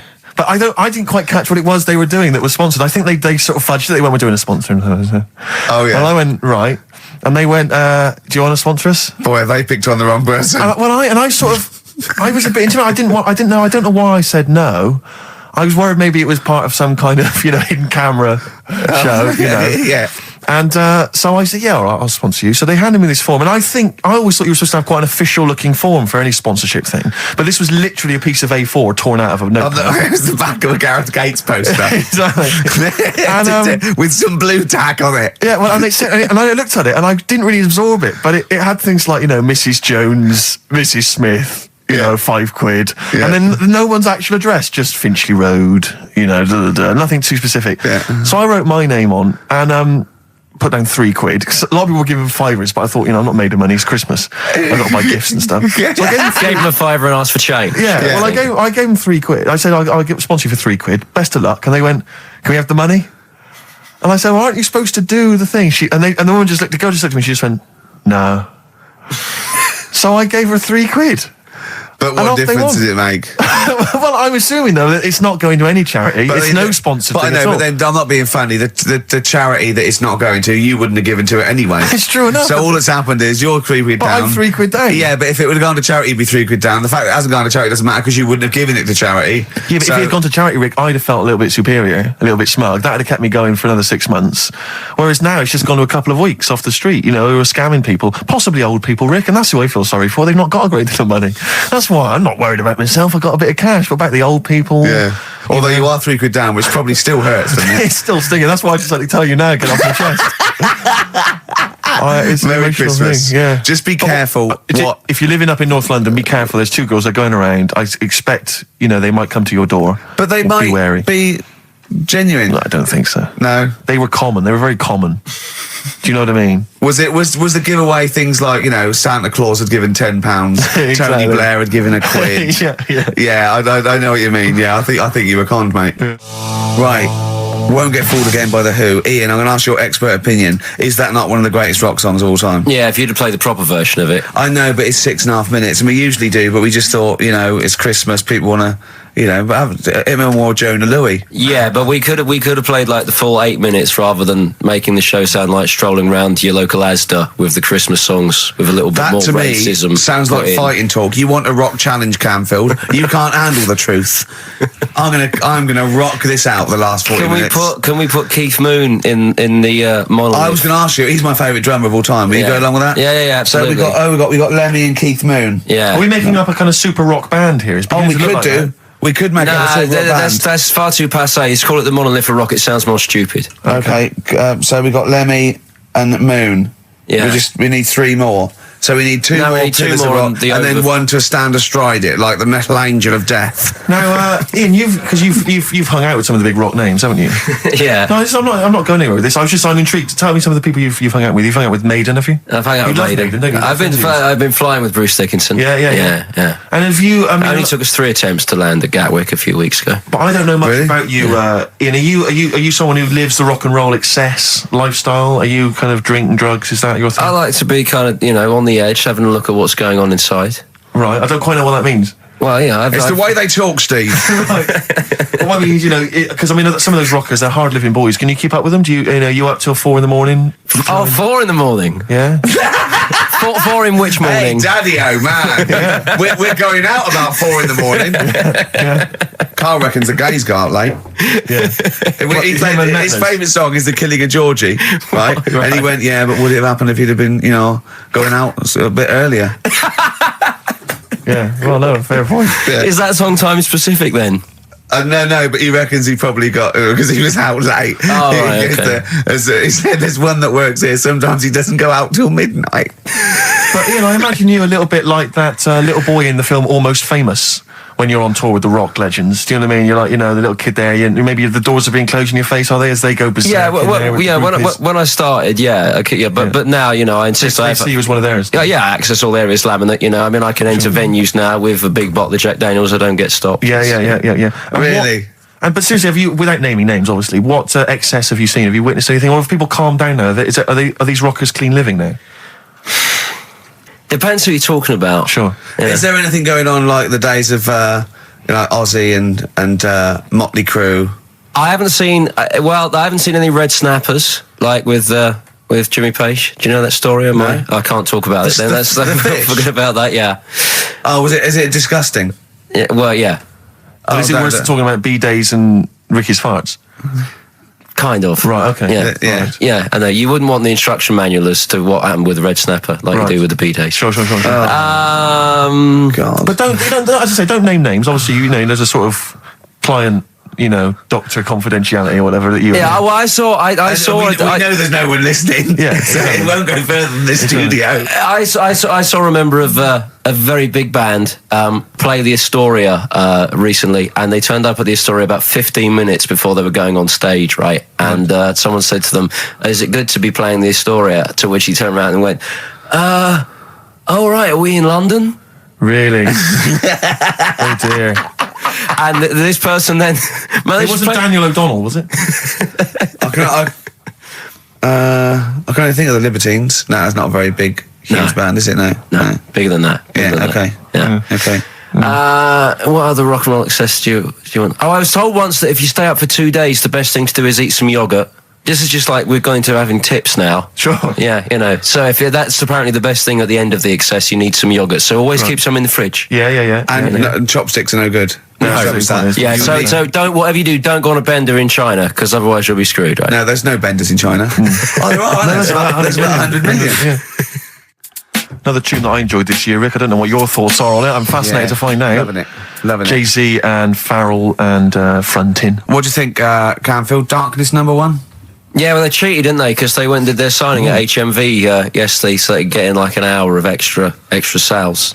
What's Just that so they cheating could- now? Well, I don't know. Well, I suppose Gary Jules could have turned up at Virgin down the road, couldn't he? And Yeah. Okay, well, then in that case, they're that going. deserves to be sort of #1 because at least it's potentially a sort of evergreen sort of Slade type classic, and they are the biggest sort of band around at the moment. Camford, what are your thoughts? You love rock. What do you make of the Darkness? It's all right. They've been around for a while now. Sure. Another year maybe. But they're all the ingredients of everything you like, almost. They've got a bit of glam, they've got a bit of Queen, they've got a bit of AC/DC. It's all in there. You've got a bit of Bruce Forsyth. You know what I mean? He's funny. They're a good fun band, aren't they? Yeah, they're all right. they're essentially just too close to novelty. But then so was Slade in a way. Slade have only got this credibility resurgence in retrospect. At the time, they were a pop band that essentially were for teenagers and thugs. I'm not sure Camfield's going to be championing Slade though up there in the same way that he champions the Maiden. But you got to appreciate what Hold has done, surely. Yeah, I appreciate what Holder's done. But they only became cool, didn't they, when Oasis covered them? Yeah. I genuinely always liked Slade, and I've still got a soft spot for him. But the Darkness, we'll have to wait and see. At least the Darkness one is irresponsible for the kids of today, though, because the amount of spelling mistakes that Slade were responsible for at school in the 70s must be atrocious. Putting the Z's in. Rubbish. Ian, I'm going to have to ask you for our third pillar of rock before the ad break. Right, well, we need... who have we got? So we got Lemmy and Moon. Right, okay. I think we need to put in... we need a guitarist in there. We should maybe put in Keith Richards. I'm a little bit worried about the health scare, because the kind of air pollution around any venue that this band might play, with, like, Lemmy and Keith Richards there, you know. See, I'm surprised at Keith Richards, because I would have thought it was heavy enough for you, but the Stones have done enough to get in the annals of rock. Yeah. Okay, let's play some ads. Quick question. Do you actually speak like this, Ian? What? This is your real voice, yeah. Yeah. It's amazing. Do your daytime sort of voice, the X-list voice. Say it's fast. It's just coming up to 2 on XFM 104.9. After the break, we've got Feeder. Say that. It's just coming up to 2 on XFM 104.9. These are the ads. What that song is, don't know the bells. It could sound like he's saying something to do with Bell Ends. Well, yeah. What? Heaven forbid. What? You think you meant that? Did he? Probably. No. That's the Darkness on XFM 104.9. Bell End. Yeah. What other rude words are there? Cock. Yeah, that is rude. Yeah. Especially at Christmas. Especially at Christmas, yeah. It's a time for families. I know. Now listen, time for family. Now, Ian. Yeah. Who is your fourth? We need a lead singer in this mega group, the Monolith of rock. Who we got? Lemmy, Keith Richards. We've got Keith Richards on guitar. We've got Lemmy on bass. Yeah. We've got Keith Moon on skins. Right. Some terminology coming out there. Yeah. Who's doing the Vox? Who's given Golden Tonsils Award? Robert Plant. He's gone for Plant. He's gone for Plant. A lot of trap names there. There is the group. The lineup is Moon, Lemmy, Richard, Plant. Okay. Now our competition, Steve. Name that group. Okay. What's the best, heaviest rock name ever? Sure. This is obviously not a name that already exists. No. Okay. My mate of mine came up with, I think it was Brain Hammer, which I like. Velvet Nazi 666. Sure. So we want the heaviest, most mental piece of death metal, headbanging, bleeding out your brains rock. Axe Attack. Okay. Please welcome to the stage, Christ on a bike. Please welcome to the stage. Oh, look at you. That would be great. Yeah. That would freak out the metalers. Yeah. Cheeky. Yeah. Oh, now listen. They need a manager. They need someone who could introduce them. They need someone to stand astride them. Who is the leader now? Who is the king of all that rocks? Well, it's obviously Tommy Vance, isn't it? Do you know what worries me, Rick? We've said Vance a lot today. I'm wondering if people, the kids today, do they know Tommy Vance? Are they familiar with him? If they don't know, they shouldn't be listening. Okay. Fair enough. So Vance is their manager. He needs to. They're on at Wembley. He's got them on at Wembley. They're the greatest rock band of all time. We need the name. Please welcome to the stage. What are they called? Phone in, email in, and the prize. We're gonna get some. We'll rummage through the bins as Get Carl normally does. some old tat like Carl does. Some VHSs, some CDs. Greatest air guitar ever. Betamax. Yeah. What's the? Do we need to give out the numbers and Well, stuff? they can email, Don't get can't them they? to phone in. You don't want to talk to him, Ian, seriously. No, you know when what's his name says to Agent Starling as she's going to meet Hannibal, don't let him inside your head. Yeah. Don't talk to the listeners, Ian. Exactly, it's very much the same Please thing. I'm a bit concerned that my email's going to be besieged by people sending you links to how to clean out the bidet. Well, that's all right. The week. But Make what's sure the most mental, head bleeding, banging brain hammer operation this band can be called? Call in. Rick, because it always amuses me. I know it's cruel to put you on the spot, but so some of your former band names have always amused me. Well, the worst. The worst one. Right, I'll just leave this. Ricky's had a number of bands over the years. What was the worst one? Ready? Get ready to play that record because I don't want any aftermath. No, hang on, before you tell me, what was the one? Because these pictures of you, like when you were New Romantic, keep on being published. But that was Shauna dancing. Yeah, but someone that's pretty bad. But someone told me they were like, "Oh, ask him about when he tried to be Bon Jovi." Can you imagine such a thing? I know the name you're thinking of. Right, here we go. Play the record immediately. I say this. Ready? The Sacred Hearts. Play a record. Blur on XFM 104.9. I forget the name of that track, but it's good. Good song. Thanks very much. Oh, good song. Yeah. Oh, right. I just thought you were complimenting giving his opinion. Right, go on. The what? Are we still on the air? Yeah. What are we doing? Merry Christmas. We got someone on the line. Oh, right. He's here. Who's that? Ricky. Yeah, go on. It's Jonathan. How are you? Good. It's only TV's Jonathan Ross. Ross, turn your radio down, you idiot. I'm here. I like to. I haven't got the radio on. What are you talking about? We can hear the feedback. Well, I haven't got it. It's not my fault. It's your incompetent radio station. And also, didn't you hear we said don't call him? We don't want to speak to the listeners. I'm not a listener. I'm a visitor to your shows. I'm special. You know that full well. I know you're special. Right. Yeah, exactly. What have you got a name for the band? Yeah, you ready? Yeah. Blump.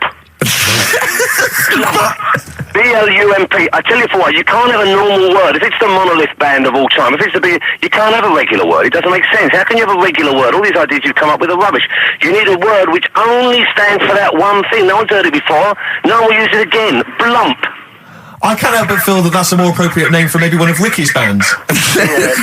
I love seeing that picture of him in that band. You see it everywhere these days. He was like a girl. He was like a little girl in a suit. It was like a little dyke at a wedding.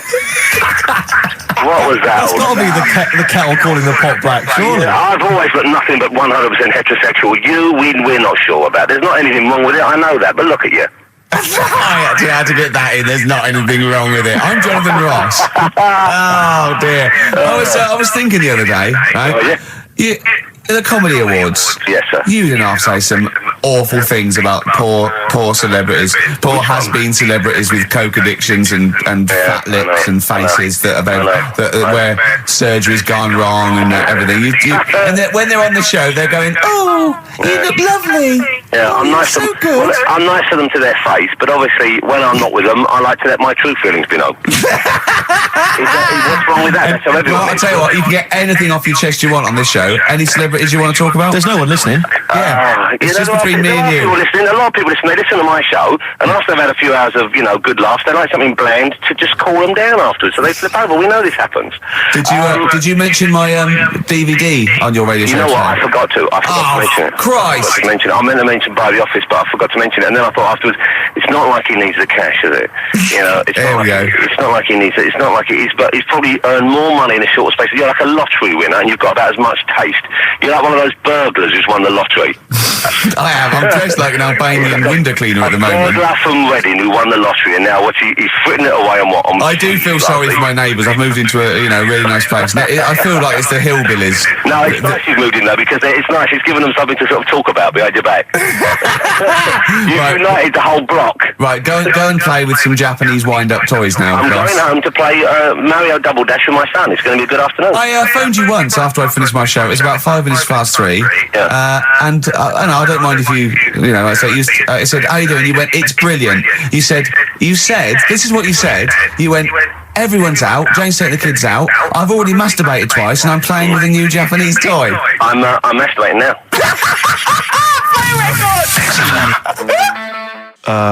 Kings of Leon, Wasted Time on XFM 104.9. Sorry, I was sidetracked there by just some of the band names. And now listen, I want to put in 2 of my own. I want to win that pile of tat out there, right? I've got 2 names here, okay? We should just remind people in case they've just tuned in. Oh yeah, Ian Camfield has chosen his mega band of all time. He's got Keith Moon on drums, he's got Lemmy on bass, he's got Keith Richard on guitar, he's got, who have you got singing? Robert Plant, and their manager is Vance, but he needs to announce them at Wembley Arena. They're already sold out. They're at #1 in the album charts. They're the greatest rock band of all time. And I've got 2 suggestions. Okay. What about this? Please welcome to the stage. Tungsten lung hemorrhage. Yeah, good. Yeah. Please welcome to the stage, God Dildo. God Dildo. Interesting. Nice juxtaposition there of God, the Almighty Creator, and a dildo. Nice use of some contrasting imagery there. Yeah. Powerful and topical. Tungsten lung hemorrhage. Yeah. We've had a couple also on the email. People didn't really include their names, but who cares? Please welcome to the stage, Balls of Steel. Balls of Steel, Oh, yeah. And we've had like Brain Hammer. Yeah. Brain Hammer's good. I Lots like of Brain Hammer. brain-related stuff. Quite liking the idea of tumour fish. Tuna fish, I like. Tuna fish is very good. I like tuna fish. I just wonder if there's one more contender. I don't know who this was, Ian, that phoned in with it, but possibly it's topical. Deathly Hem. Yeah. Deathly Hem. It's brilliant. Oh, it's Deathly Hem. Please welcome to the stage, Deathly It's Hem. Deathly Hem. Who's that? We've got to give it to I don't know who that was. Oh, but, well, if you came up with Deathly Hem, email again. Deathly Hem. It's the greatest name for the greatest rock band of all time. Will you please welcome to the stage, Deathly Hem? It's Golden Tonsils. Isn't it? I was going to go see him once at the Camden Underworld about a year ago, and they had this sign up, right, saying that Graham Bonnet, who sung that song, had cancelled, right, and it said, God willing, he'll be performing tomorrow. And just in case you thought he cancelled because maybe no one bought any tickets, the doctor's certificate was beneath the cancellation sign. Brilliant. Well, we've sung that a couple of times drunk, haven't we, Ian? Oh, but, At the yeah, top of our voice. We have done it. It is the best ever. Yeah, it is. Ben has won whatever you're giving away. Yeah, Ben a big came pile up with of Deathly crap that Hem. we find. Yeah, Deathly Hem. Yeah. I mean, if you are in a rock band, you're looking for a name, and you think you deserve that name, then, you know, write to us. We want to know that you're really heavy, and Ian Camfield would officially hand over the deeds of the name Bethlehem. Deathly Hem? Bethlehem, yeah. Bethlehem. They only play at Christmas. You only play, like, big venues at Christmas, and it's all things about, like, fighting, like, good versus evil, and God versus the devil. And you got to write songs like that, yeah. Yeah. Deathlyhem on XFM 104.9. Perhaps that the debut should certainly be a concept album based on the Nativity play. Yeah, Brilliant. Nativity, yeah, Or that'd be just good. the whole kind of Old Testament in kind of rock form. Yeah. With like, it'd be extraordinary. It's the battle for humanity. Yeah. It's called Humanity Manatee, and it's a fight in the ocean of hell. Yes. Sure. Yeah. Sure. Yeah. I'd like to see a serpent. Maybe pictured That'd be a somewhere. serpent, isn't it? I Track hope it's a 4. serpent. Track 4. Yeah. Track 4. Yeah. I think we should give massive props and suitable regards to Ian Camfield. He's come in, he's pressed the buttons. He stood in for an idiot brilliantly. Yeah, I he think has so. stood in for the retarded It's a shame fool. that you've not displayed some of the usual incompetence that we've come to love and expect from Carl. It's a shame. Okay, well, You are the greatest DJ in the world, though. The way you sort of like drop Press these buttons. But you know, every you're there. time I've pressed a button off air, Ricky's been going, "Oh, what great DJ!" It's great, because So- he ends it. It's just brilliant. I mean, we're lucky if we can talk with the mic on. That's the title, not talk over a record. We did some great links during the ads. Yeah. And, of course, Jonathan Ross masturbating live on air. Just looking back at some of the highlights of You this don't get week's that show. on Capital Gold, do you? Like Tony Blackburn getting a call from Fluff Freeman going, all right, mate, I'm knocking one out. Yeah. Well, have a lovely Christmas. Have a bloody great Christmas. Have a bloody great Christmas. It's the best of next week. Yep. The best of the last few weeks with some tat, you know. Carl's put together. We're Look back in forward to that. January. We're playing some of our favourite songs of the year. I'm looking forward to seeing Pilker's tan and Pilker's pictures from his holiday. covered in ash from the beach. Yeah.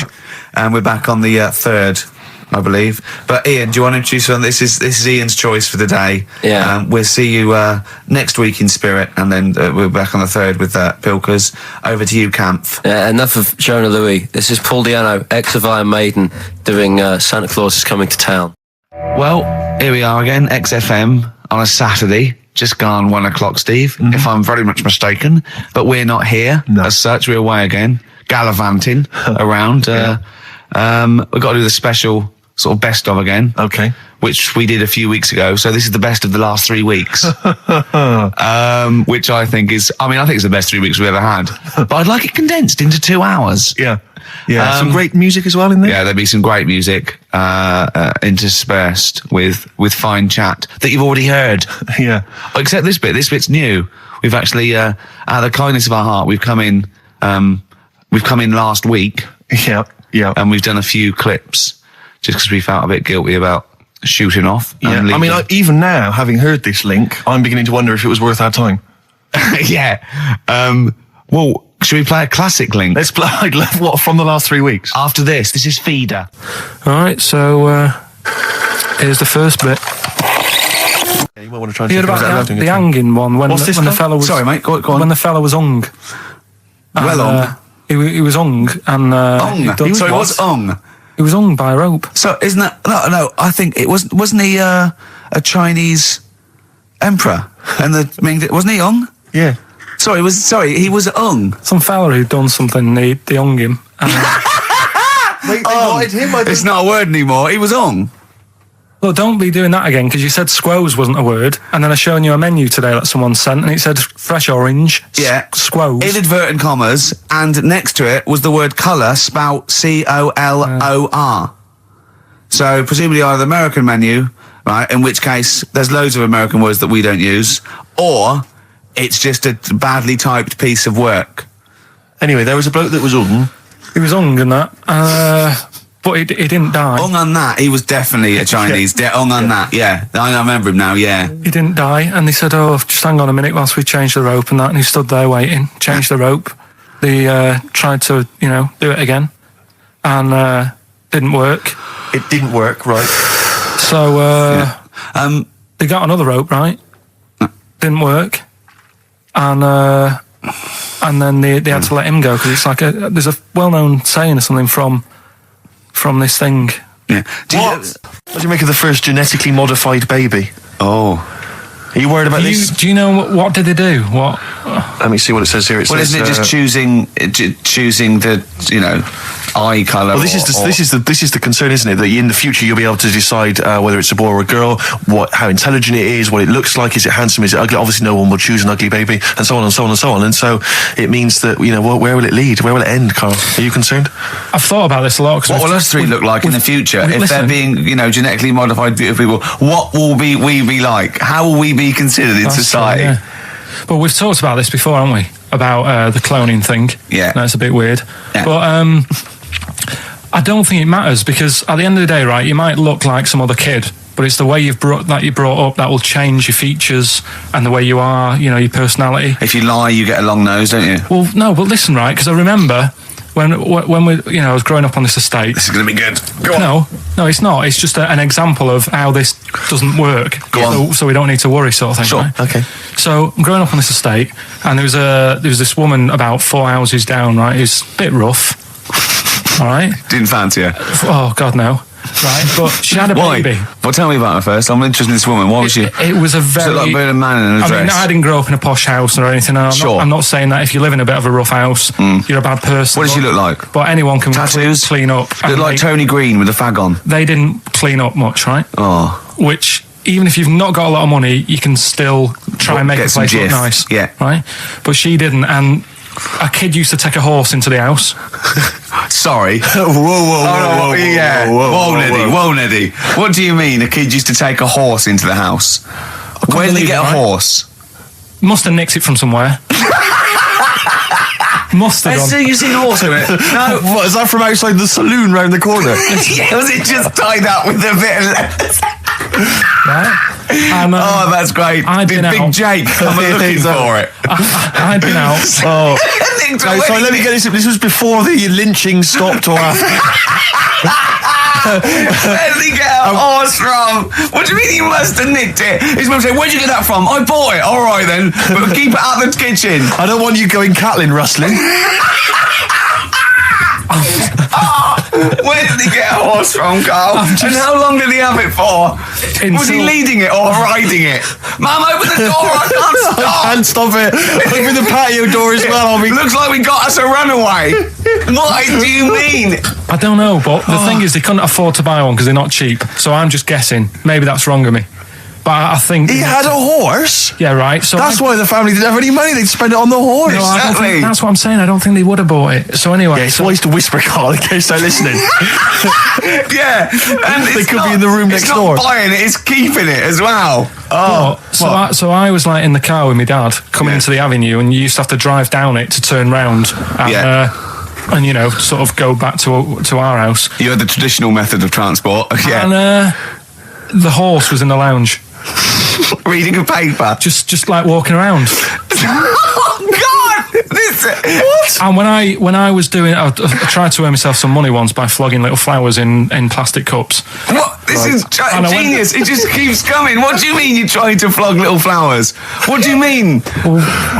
Let's play a record. Let's play a record and come back to this. Because the story's going to just unravel and unravel. It's going to go on for hours. Let's play a track, deeper Carl. and deeper. It's like an onion, isn't it? We've created a whole world here where there's a man living with a horse. Just walking around the lounge. I come from the West Country. I've never heard anything like that. I just think of a big sort of like orange carpet and it's got a rediffusion telly and this horse going, I'm fed up in here. Exactly. This is really... I am not taking the rubbish out again. Yeah. Right, play a record. Let's have Velvet Underground. We've got that lined up. Oh, the classic from the first album, I'm Waiting for the Man. Let's come back to the horse in a second. Little flowers in pots. What do you mean? Carl's found love on the street before, haven't you? How's it going with your bird, Carl? Are you married? No. How long have you been out with her? 7 years. Because, I mean, you're quite a simple man. Yeah. You're sort of a simple in a nice way. I mean, you're like Helen from Big Brother. Yeah, you're sort of nice enough, but I look normal. Well, yeah, you sort of do. But you could be one of those that just suddenly go mental with a pen. Yeah, do you know what I mean? Stab people through the eyes. Yeah, you sort of look normal. But if I wouldn't really want to wind you up to a point of frenzy. How did you meet your girlfriend? Through work. What, through her work? What, you phoned up and said... We worked at the same place. Oh, you're right. Yeah. You're quite an enigma, aren't you? Could you give us more on that? At work. You met her at work. What, she came in selling sandwiches? She was going through the bins outside. What do you mean you met her Why at are you work? having an attack on me? You're the one who's sad and lonely. Oh, he's done you again. Yeah, but what I thought was interesting was I just scratched at him and he just went mental. Yeah, no, it's like a bear caught in a trap. It's funny, isn't it? You'll never learn. Carl. No, I was just interested to find out what the story was because it might be a really romantic story. Well, it's not. All right, jeez. I mean, the fact he doesn't want to talk about his love affair. I was thinking about you in the week, and like, does it worry you? I mean, you sort of joke about it now, and we're talking about it in the office, you know, like, oh, is Steve really touchy about the way he looks? And, oh, what's this? Where's that come from? He's done it again. He's done you again. I was walking home the other night, and I was thinking about it. And do you worry that when you're old, you will be on your own? You did start it though, didn't you? Well, Carl, I'm glad you brought this up. because I mean, for me, you know, a lightweight, frothy entertainment show on XFM on a Saturday afternoon is exactly the place where I want to discuss the desperate, lonely future that's inevitably coming my way. Oh, God. I'll tell you what will cheer you up and forget all that. A bit of Embrace. Oh, one of the most hated bands. Placebo. Bitter End on XFM 104.9. This is pre-recorded. We recorded this a couple of weeks ago, before Christmas. I hope you had a great Christmas. If you didn't, not our fault, really, is it? Nothing to do with us. Wouldn't have thought we'd have. We're well over time because we've got plenty of cash now, thanks to a lot of you who probably bought the Office DVD. Yeah. Probably got And that if you in haven't stock. yet, and you've maybe got vouchers or money, still available. Still there in the shops. Still available. You can still make it the best-selling DVD of all time. Please. Please do. Yeah. Please do. I'll tell you what you want to hear there before you make your mind up. I'll tell you what, if you like this next clip, go and buy the Office DVD. I think you will. It's a brilliant clip. It's the one where we talk about, well, it is self-explanatory. Yeah. That blew me away, right? That the fact that he got the name, he got the number. Spooky bit, right? I'm walking home. I called you up a couple of times and I left a message on your phone because it was just amazing. Not only was he good at magic, but his maths was brilliant. No, well, that thing adding up to 42 was like, how did he do that? I mean, we didn't even make a big deal out of that. He said that to me. He said, all Carol Vorderman's got is the maths. Yeah. Do you know what I mean? Imagine him on Countdown. Yeah. He'd even know what they were going to write down. Do you know what I mean? So a bit of a wasted talent. I should see him again about that. I think he's... So I get into my flat, right? And what they do in my flat where I live, they put the post in like these little pigeonholes. Right, and I don't normally check them out. I leave it for Suzanne to do, right? Sure. But this time, for some weird reason, I thought, right, I'll check it, see if we've got any post. Open it up. There's only this. A letter for Miss Harris. Yep, there it is. Bona fide in front of us. A letter addressed to a Miss Harris. Well, does she live there? No, it's my address. She doesn't live there. Did she ever? Don't know.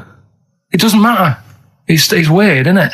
But we've never had. Normally, I think there was a guy who lived there called Yaki Shoki. Mr. 42. It definitely wasn't an Harris, right? This is the first time we've had a letter for this woman. Yes. Right. But what are you claiming? Because Darren Brown himself admits that it is not paranormal, it is not supernatural, it is a trick. It's a trick. Is it? But he would say that, wouldn't he? Hitler said that. Play a record. Well, can we open this? No! It's illegal! No, but I'm thinking if What it's if a we opened it birthday off card air? for someone's like 42nd birthday. Right. You can't open that letter. Go and put it back, or you cannot open that letter. Why not? You can't open someone else's mail, because you think Darren Brown's supernatural. What if we steamed it open, then resealed it? No one would know. It's only a letter. You can't, you can, but I don't want any part of it. Carl, I think you should open it. No, you open it. I'm not opening it. It's against the law. You should open it, No, we though. won't open it then. They won't send you to prison. Luke, forget it. You'll get off. Cure? Bit of Bit of cure? cure, There's yeah, no it's cure, no. very I'm looking. Well, I'm tempted to open it. Well, do you want to, Steve? There you go. No, I'm not going to open it. But I think you should definitely. 6 Different Ways by The Cure from the album The Head on the Door. We've enjoyed that. The head on the door, Carl. Ooh, bit of a coincidence. Spooky, isn't it? It was only 4 weeks ago you were talking about a head and a door. Exactly. Has the door got a number on it? 42. Oh dear. So we're not opening it. No. Well, I can't open it because as the producer, right? Oh yeah, because your standing in society is such that they'd make a real example of you. Yeah. A producer of a tin pot radio show once a week. Yeah, he should know better. He can press buttons and talk at the same time. Sending down.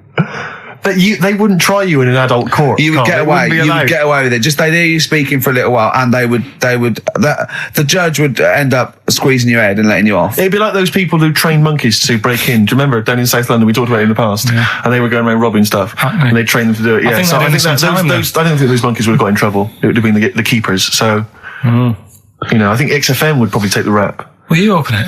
No, I can't be seen to open it. No, he's I'm a an writer award-winner. director. Exactly. So am I. I can't be seen to open I'll it. give it here then. Right, I'm having no part of this. That's against the law. But Right, I'm having no part of it. open it. Come on, you've started now.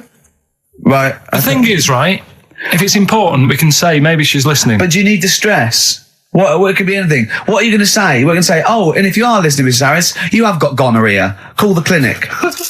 Do you know what I mean? It could be anything. Oh dear. Oh well, I think my talk did well. Well, what is it? Is the number 42 on there? What is it? Can you say? Be careful. What? Let me see what it is. What is it? Dear Sir, Madam, your periodical dental inspection is now due. Would you kindly contact the surgery to make an appointment? Harris, Mrs. Harris, if you're listening, your periodical dental inspection is now due. You might want to contact the but the dental surgeon that you normally go to. she could have a faulty tooth. 42. 42. 42. I don't believe it. 42. 42. Oh my God. God, that Darren's good. isn't he? Darren Brown's good, isn't it? Oh dear. Well, listen, still to come, right? We've got the monkeys thing. Oh, chimpanzee that. And when I was out last Sunday, right, at Johnny's birthday party, Yeah. Steve was there. Yeah. Got talking about stuff. And a debate that we didn't really finish cropped up. It blew your mind, didn't it? Amazing. Oh, I know about this. Steve told me. This is the infinite amount of monkeys. Or a monkey with a typewriter and an infinite amount of time would eventually come up with the works of Shakespeare.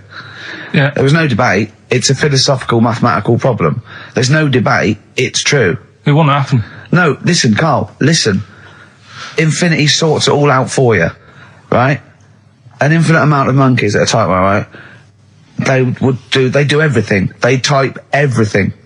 Infinity just sorts it all out for you. There's no getting to it and they're going, oh, well, let's have a look what they've done. This one's come close. Did Romeo and Juliet. It would do it all. It would type everything ever possible, conceivable. Yeah, but It's a mathematical Well, infinity. we've heard your side of the argument, Rick. And I'll be honest with you, it's a persuasive one. But let's hear Carl, because he heard about this in a pub last week. Yeah, so what's he's your got some problem? strong What's your ideas problem with himself. it? What's your problem with it? well, first of all, right, you're saying it's a load of monkeys. It's not just one monkey. It depends. Can live forever. No, wait. It's either a chimpanzee with a typewriter with an infinite amount of time. He would eventually, by definition, mathematically, type everything ever possible. Okay, or it's an infinite amount of chimps with typewriters, and one of them will type it first time. But already, that's not right. You either need to have What do you mean? monkey. What? You mean Let's hear his employment point. laws? He What do you mean can't- it's not right? Let's hear him out, please. If it's one monkey Yeah. with a typewriter that's got loads of ink in it and that, right? At least it knows what it's done in the past. It's not. Keep going. Crime.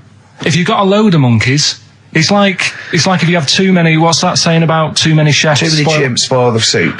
Right. Well, it's the same thing. It's like, well, I didn't tell you to put salt in it. I was going to put salt in it, and it messes it up. Whereas if it's just one, they know what's gone on. So what I'm saying is, honestly, leave him go. I can't be bothered. I want to hear. I want to hear the rest. This blows my mind. He doesn't know what this does to me. It's a mathematical problem. I want to hear the rest. well, it's just I just don't think it will happen. What do you mean you don't think it'll happen? Infinity works it out for you by definition.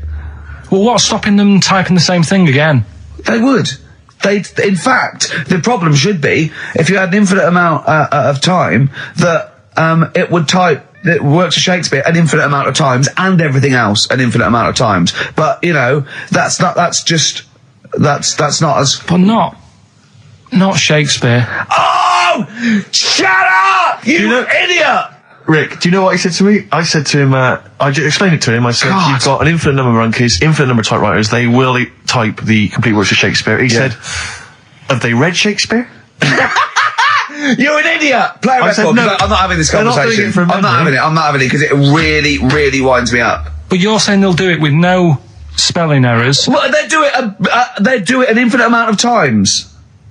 And they do it wrong an infinite amount of times. And they spell the last full stop wrong an infinite amount of times. And they get one thing wrong in Hamlet wrong an infinite amount of times. They do everything an infinite amount of times. But are they going off a story that they've... Play a record, Carl, because I'm going to knock you out. I'm just saying, Shut up! do they know the story? They're monkeys! Oh, Christ. No, Right, okay. We went. It was a great day, wasn't it? Brilliant round of golf, absolutely brilliant. Such a beautiful place in Stoke Poges, it's like a really posh place. And are you a good golf player? Well, we'll get to that. Oh, okay. Wow, he bought the shoes especially for it. Oh, brilliant. I'd love to have seen him in those little shoes. I know, and they were no good because they were metal spikes. We had to change them. He was annoyed straight away. He spent over £22 on these golf shoes. We hired a buggy that was brilliant fun. I was bombing along, wasn't I? I don't drive, but it was great on that buggy. Well, you've been on a buggy with me and you were a bit scared. Yeah. What? I nearly killed us once. I was just taking banks and things, but you don't see sort of bunkers, and he'd scream and go, stop! And he'd put his foot down the brake, and then I reversed. At one point, he sort of did a handbrake turn next to the lake, and then we had to reverse, right? And you just flick a switch and put your foot down. He did that without looking. I looked behind, there's a big oak tree there. He screams, watch the tree, right? So Dukes of Hazzard. I kept jumping in and leaving him behind because I had to go to my ball. Because anyway, the first shot, I got on my driver. I honestly did one of the best shots I've ever done. It went straight down. It was great. I thought, phew, got away with that because it's always the first one because it's a clubhouse and you want to look good. Yeah. So. He tees up, and I've been saying, buy some balls. He just got 6 balls. I was going, what if you lose me? I want to lose 6 balls, right? He tees up, right? Whacks it. It goes miles, like right angles, straight into the woods, right? He turns around, he goes, go and buy some more balls. So I'm laughing, because it's like impolite to laugh, but he broke the ice for me, and I was falling around, and then his second shot, I go, you're off a 3 now. If you take another shot, he went, oh, right. So it's his third shot, he puts the ball down. He hits the ground before it and misses the ball altogether. And I was on my back, wasn't I? Unbelievable. Actually rolling about on his back. And we were terrible. I went round 107. He went round in like 119 or something. It was just rubbish. How long did it take? 5 hours. Of course. And there was no one around, luckily. But it was fantastic. So then we go and have our meal. What annoys me, I said, right, I'll go for a run. He went, I'll have a bath. I said, I'll see you at 7:45. At 7:55, I have to call him. He's not ready, so he's let me down there. I can't stand lateness or laziness. You hate lateness. Yeah, and he's let me down. Do you know his excuse? He fell asleep in the bath because there was no light bulb.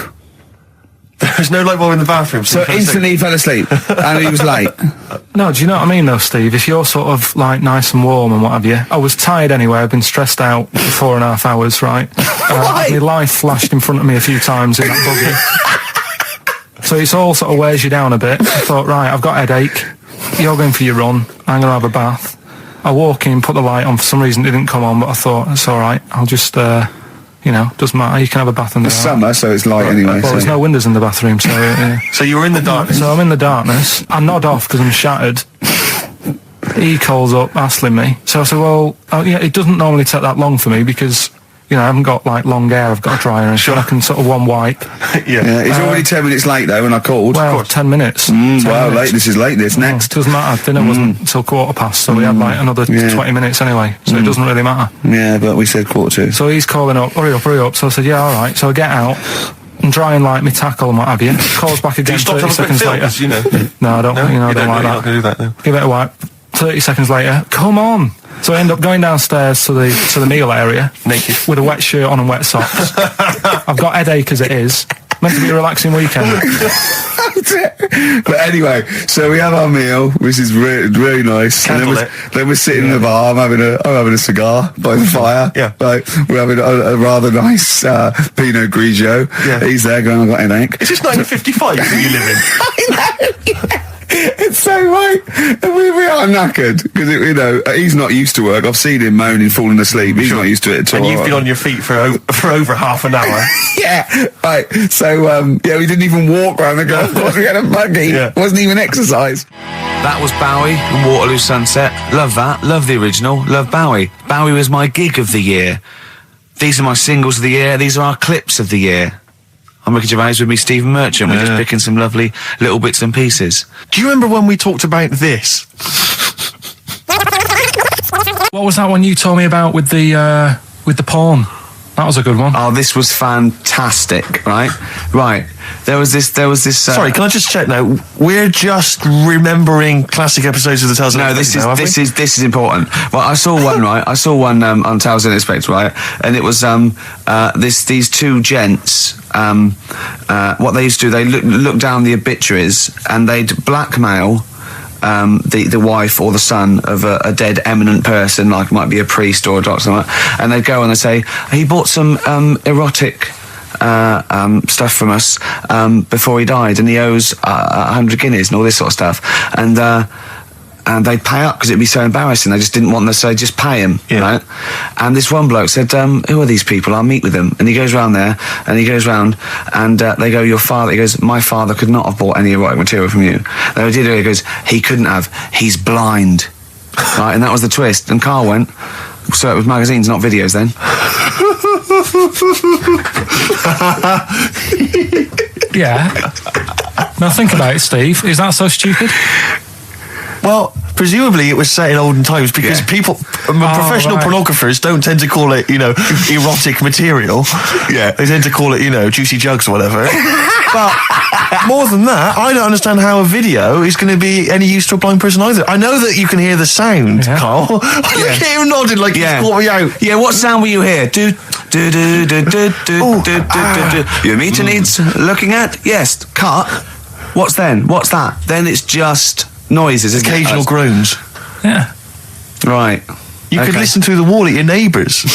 He does. I mean, that's why I save a lot of money. But I thought you were going to point out, Carl, that they could have had a Braille porno. Now, have you thought of that? Look, feel the lumps on that.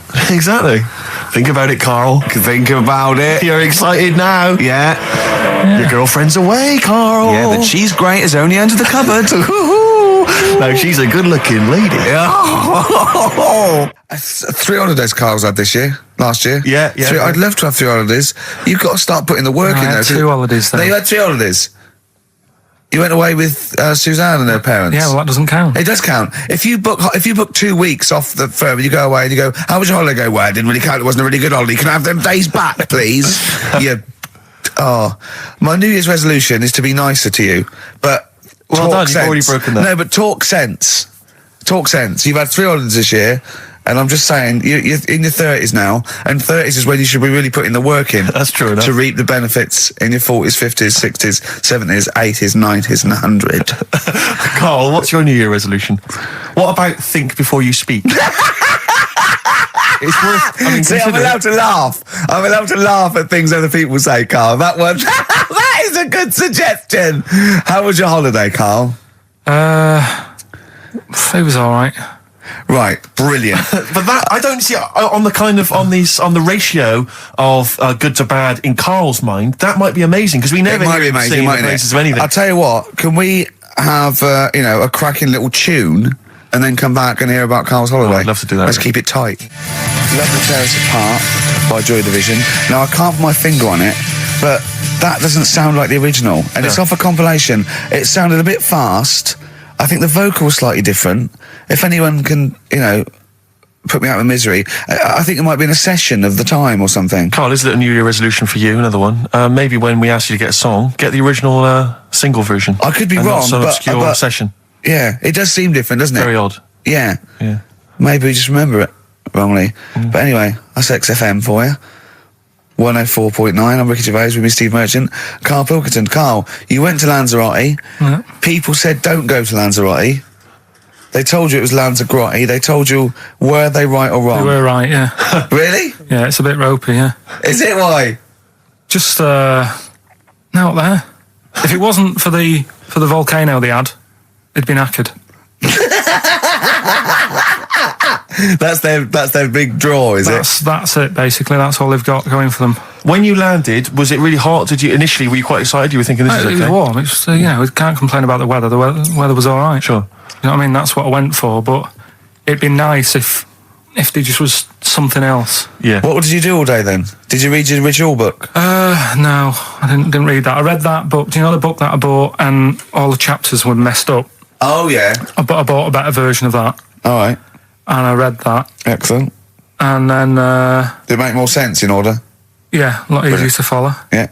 And then we went and had a look at the volcanoes and that. They've got 36 of them to look at. How many did you look at before you realised that pretty much, you've seen one volcano, you've seen them all? Probably about 6 or 7. Really? And then when you got to the 8th, you thought, now I know what this is going to be, Suzanne. This is going to be like a mountain with a hole in the top. Yeah. Really? But it happened years ago as well. It's like, just keep a couple, fill the rest in, tidy it up. Fill the rest in! Yeah, no, Well, getting some builders. No, seriously though. Okay, 4 million tons of concrete, please. They're an absolute death trap. Yeah, what do you mean fill them in? Do you know what a volcano is? It's just a hole, isn't it? That's happened. Well, it's more than the happened back hole. It's more a portal to the magma in the centre of the earth. Back in 1730 it happened, and they still haven't sorted it out. Well, when you say it happened, volcanoes were made a lot longer ago than 1730. No, but the one that did Lanzarote in. Right. Sort it out. What would you suggest? Well, How tidy can it they up. fill it in? It's joined. It's all joined. No, but what I'm And saying is, it was the a- big it was- plates of the earth are all joined. It All was the a disaster, magma's wasn't it? joined. With the trade centre thing, that happened. They cleaned it up, sorted it out, they've moved on. That's what I'm saying. Whereas Lanzarote have just gone, leave it. It happened back in 1730. You misunderstand me. How, in the name of God, can you fill in a volcano? You ignorant twit. No, but it's not just the holes. They've actually left the lava everywhere. That's what I mean. It's not just the big holes. There's lava everywhere. But it's molten rock. They can't just pick it up like they're like a carpet. Put it in the holes. The holes are there ready. Just push it all in. That's what I'm saying. Right, we've got who's that on the line? It's Rob. Rob, and are you a doctor? I'm a final year medical student. I'll be a doctor in 2 months, touch wood. That's close enough, isn't it? Yeah. Excellent. So, where do you study? Do you want to give more details, or do you want to remain anonymous as you're calling in to I study at Barts Hospital.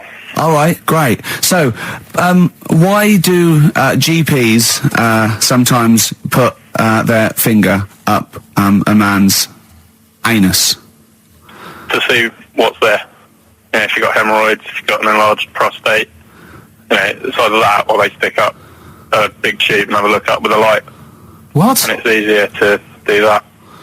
Now, are you dumbing this down for us, or are you going to fail your medical exams by saying stick up a big tube with a light? I'm dumbing it down. Okay, come on then. We're all intelligent people here, and Karl. So you tell us what's that called? It's called a sigmoidoscope. Right. Nice. That was a clever test, wasn't it, Rick? 12-inch long. Yeah. 12-inch long tube that they can put up there. So, Karl, would you prefer that or a finger? Well, so do they sort of do the finger first, and then, I mean, at what point do they say, hang on, we need a light here?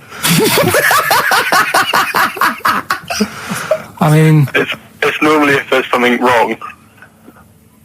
But, so if I go then, say if I go to this well-known clinic, right, and they go, yeah, the art's good and that, yeah, finger, there you go, and then they go, hang on, I'm going to go and get me light and tube. I could start worrying them because they've sort of found something. And they're not likely to go straight in with the tube. They'll probably send you off some tests first. Well, Karl, there's nothing.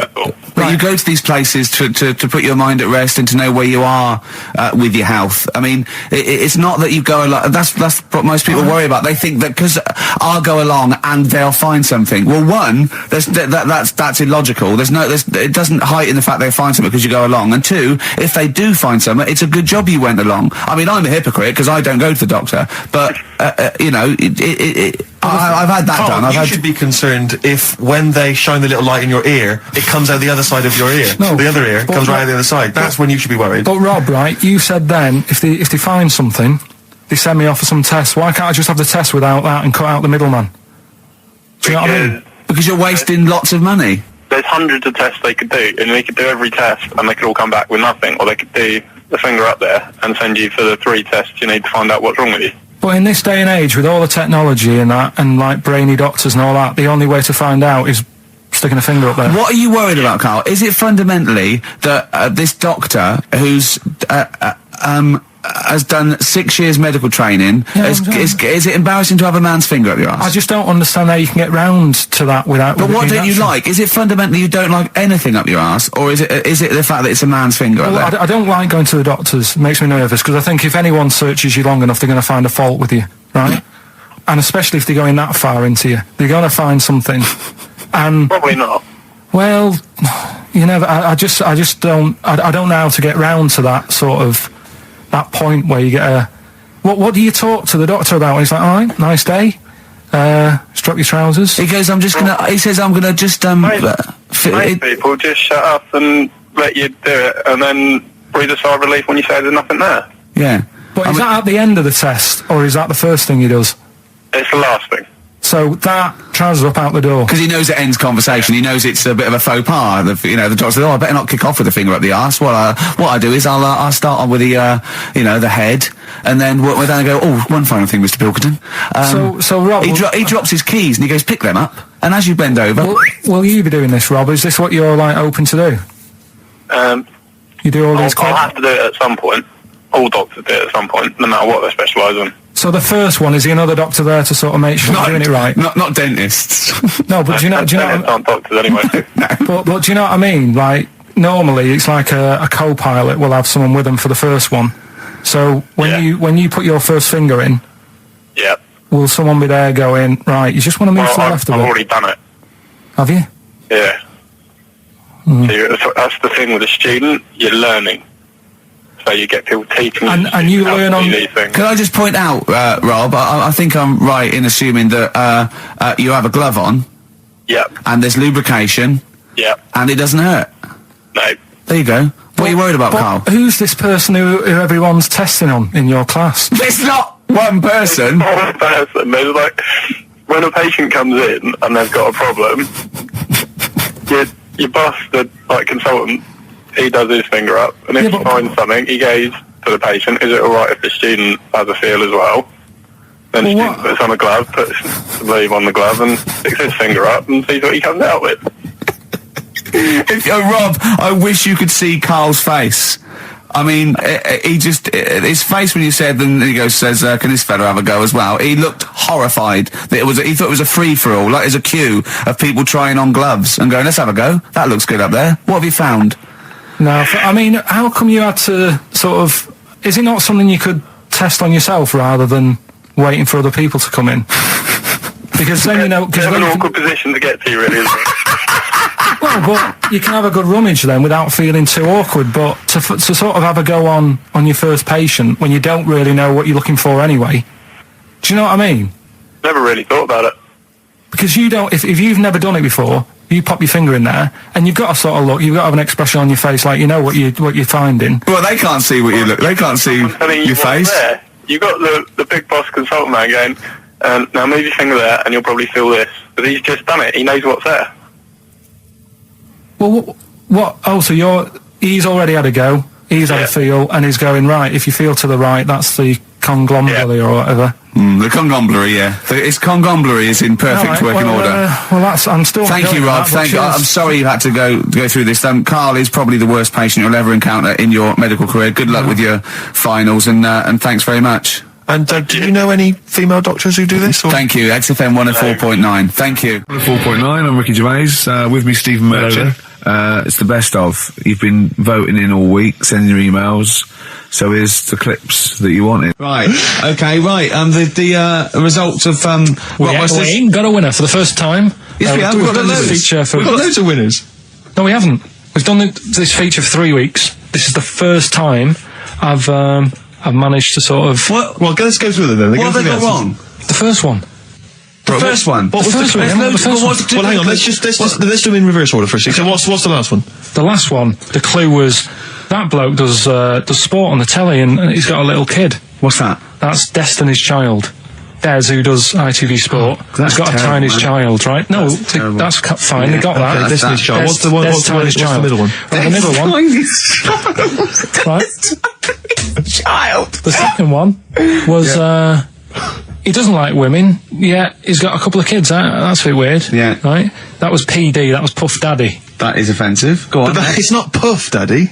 It's Puff Daddy. And he's not even called that anymore. He's called P Diddy. Well. Okay, fair enough. But they got that one. Yeah. And if I'm being tight, these lot are as well. Yeah. Yeah. Tight means something in Manchester. Go on. Right. And the first one that they're having problems with, I don't think them birds should be allowed in this area. Got it. Boyzone. It's not Boyzone. What's the clue again? I don't think them birds should be allowed in this area. That is perfect. A boyzone. No birds. No women. No women, yeah, birds, right? A boyzone. Sorry, Karl. If that isn't the answer, their clue is better than yours. That is brilliant. What was yours? Boyzone. It works perfectly. What's your answer then? Bangles. What? I have no idea what that means. Like seagulls. So you don't want them in this area, so you're banning them. Bangles.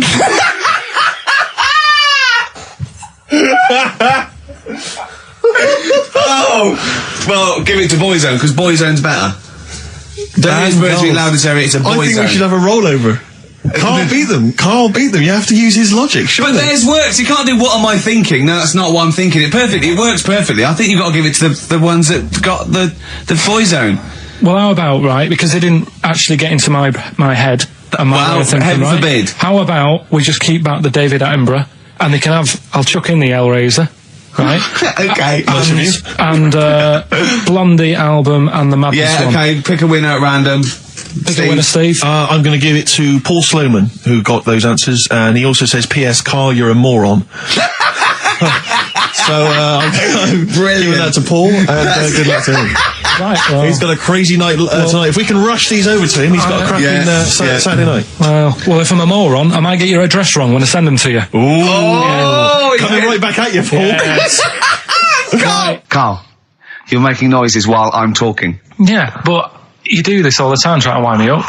And I'm not saying Manchester's the best place in the world, but what I'm saying is there's bits of it that I really miss. Yeah. Like last Sunday, right? When I'd met up with Ricky, We had spaghetti bolognese, which was all right. And then I said to him, I need some soil. Damn, I wish you'd invited me. It sounds amazing.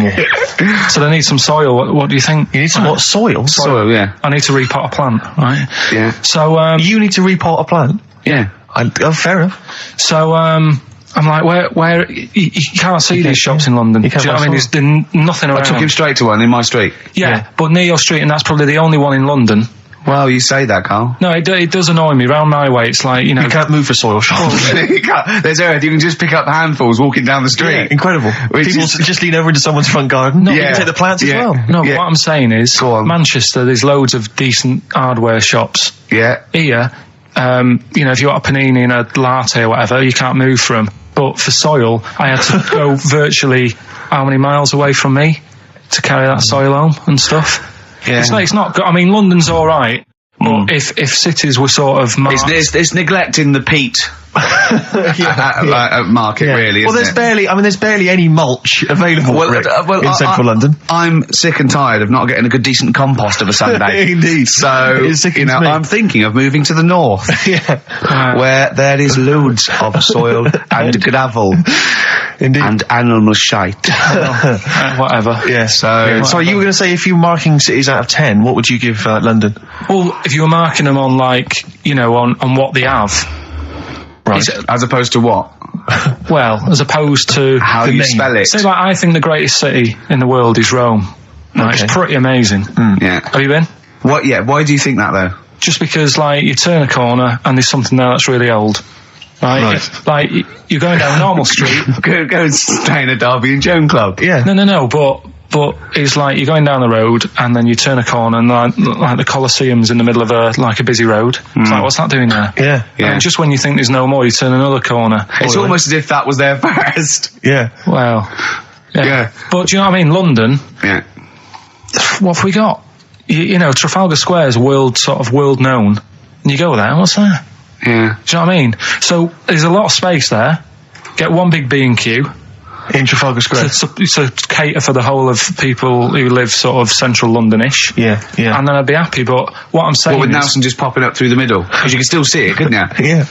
It's a great idea. So B&Q could be like the whole sort of flat thing and make it sort of grey so it looked like rock, and then Nelson popping up... Make it classy is what you're saying. Yeah. Stone clad it. So it looks like you've made an effort. And then you can pop in, and then you can go out and go, oh look, Nelson's column. Oh, look at that, isn't Nelson? Oh, look at that. The victory. Defeat, that's fantastic. One of the greatest living. Yeah. I need some nails. Yeah. Perfect. Killing two birds with one stone, you say? But why isn't there more than them shops? Because when I went into yours, every time I've been in there twice now. The first time was to get a shower head, right? Right. And I went in there, couldn't resist buying something else. I ended up getting some super glue as well. Blimey. Hey, Right. big spender. And then, last Sunday we went in there, got 2 bags of soil, not one, I bought 2. Yeah. And I bought some scissors to cut plants with. Secateurs. Well, you never know when you want, you might need more soil, I suppose. Well, I've got You've stopped out now. Where'd you keep it under your bed? Sorry, this isn't going out, is it, this conversation? It's not going out on air. I got a feeling it might be. You're joking. We better play a record. Okay. Play a classic. 100 Reasons. If I Could. Ladies and gentlemen, will you please welcome to the stage Pop Will Eat Itself? Carl, have you got like a sound effect or something of like get the atmosphere Cheering. we're going to test? Cheering. We'll seek it out with. Have you got something there? Have a look on there. I'm just looking in the NME for the kind of forthcoming gigs of the smaller known bands, and it might be a useful place to just begin the. Ladies and gentlemen, peoples around the world, will you please welcome to the stage Chumba Awamba? Have you got a sound effect? Have you got one? Nice, yeah. Ladies and gentlemen, will you please welcome to the stage the Parkinsons? They're playing in Leicester this week, so look forward to that. That's a good plug, isn't it? Let me see who else. If anyone wants to pop down to Leicester to see the Parkinsons. Ladies and gentlemen, please welcome to the stage Cyclefly. Okay. Oh, there's a genuine one here. This is someone. Simon's emailed and he says, "Will you just test this name for us?" Okay, Carl, if you can. There you go. Ladies and gentlemen, will you please welcome to the stage Coach? Not utterly convinced. No, it's not too bad. No. It's not. I'm worried about the sound effect. We start to sound like Chris Moyles or something. Well, he's a top broadcaster. Everyone loves him. Losing weight as well. He is hilarious. Funny man. Just there's one more coming here. I'll just check this one. Ladies and gentlemen. Ladies and gentlemen, will you please welcome, this is Chris Oxford. Ladies and gentlemen, please welcome, meanwhile back in communist Russia. Is that a band? I assume so. I assume it's his band. Yeah. Steve, I mean, I will play great old tunes till the cows come home. We got to give them a little bit of Dandy Warhols and Air and Athlete. I know that, and they're great. They're good, right? But I wanted to play a Cat Stevens song, but I thought I'd better not because I've, play that a little bit. And we quite like resurrecting old reputations, don't we? People like Elton John who had bad faces, or David Bowie. People whose names now are largely laughed at in the serious rock or people circles. that people might not have considered. I thought Cat Stevens, oh no, Rod Stewart, I thought. Was he Rod Stewart? Many people now are thinking of the leopard hot pants and the ludicrous hair. I think I'm sexy and all those sort of awful stadium sort of disco things, but he wrote beautiful tracks from Maggie May and I thought, hold on, two birds with one stone. What about a Rod Stewart song written by Cat Stevens? Wow. Is there such a thing? The first cut is the deepest. Let's hear it, Rick. On this album as well is The Killing of George. Georgie Part 1 and 2, remember? About the gay bloke. Georgie Boy was gay, I guess. His favourite song. Carl's favourite song, right? And I was going, oh yeah, I remember that, yeah. I said about, and I said, did not intend to take his life. He just pushed it when he gets mugged and killed. Do you know what he said? I was sitting outside, I was singing, and he went, well, as I said, they go out too late. They go out too late? He meant gay people go out too late. He went, no, they do. I went, what do you mean? He said, well, they're always out, they go out when people are coming home. He said, if he'd have been in bed by 10, he'd still be alive today. That's a sobering lesson. And he went, there's one that works here and he's shattered every Monday. Oh, if you're gay and you're listening, just be in bed earlier. Go out when sensible people go out. Yeah. You're right, we're not on the continent, Carl. If you're gay and you're not in bed by 10, go home. Yeah. I don't get it. No, like, again, I spoke to you in the week, and I had much better things, like when I tell you about Brian Blessed climbing Everest, and for some reason it made him, it played havoc with his belly, and he followed through and he had to clean up. Shut himself? Yeah, using ice and snow. Why are you telling me that Brian Blessed, in what way is telling me that Brian Blessed shit himself once in any way educational? Because I was saying how he was climbing Everest, right? Right. I give it to him, he's an actor and that, but he gave that a go. Yeah. Right? He played... What's the point of that, you'd say, wouldn't you? You'd say, God, he's so he's alright. Me doing a boxing match, there's no reason is rubbish, but him climbing Everest and shitting himself, yeah, he did that. It's commendable. Right, and he's only going to, go and do it again. He's going to climb it again. Yeah, but he might not shit himself this time. Yeah, what's the point in going? Nothing's changed up there. Yeah, good point. Yeah, good. Been? Well, it has. They've probably cleared it out by now. Right, but it's slip on it. I can't even read about Brian Blessed. Is it actually true, or have you lied with someone else? It was an interview with him in it. And what did he say? Oh, come on! What did he say? He said I climbed Everest and I played off it with me belly. Let's talk about it next week. We've really run out now. Oh, you're a fool.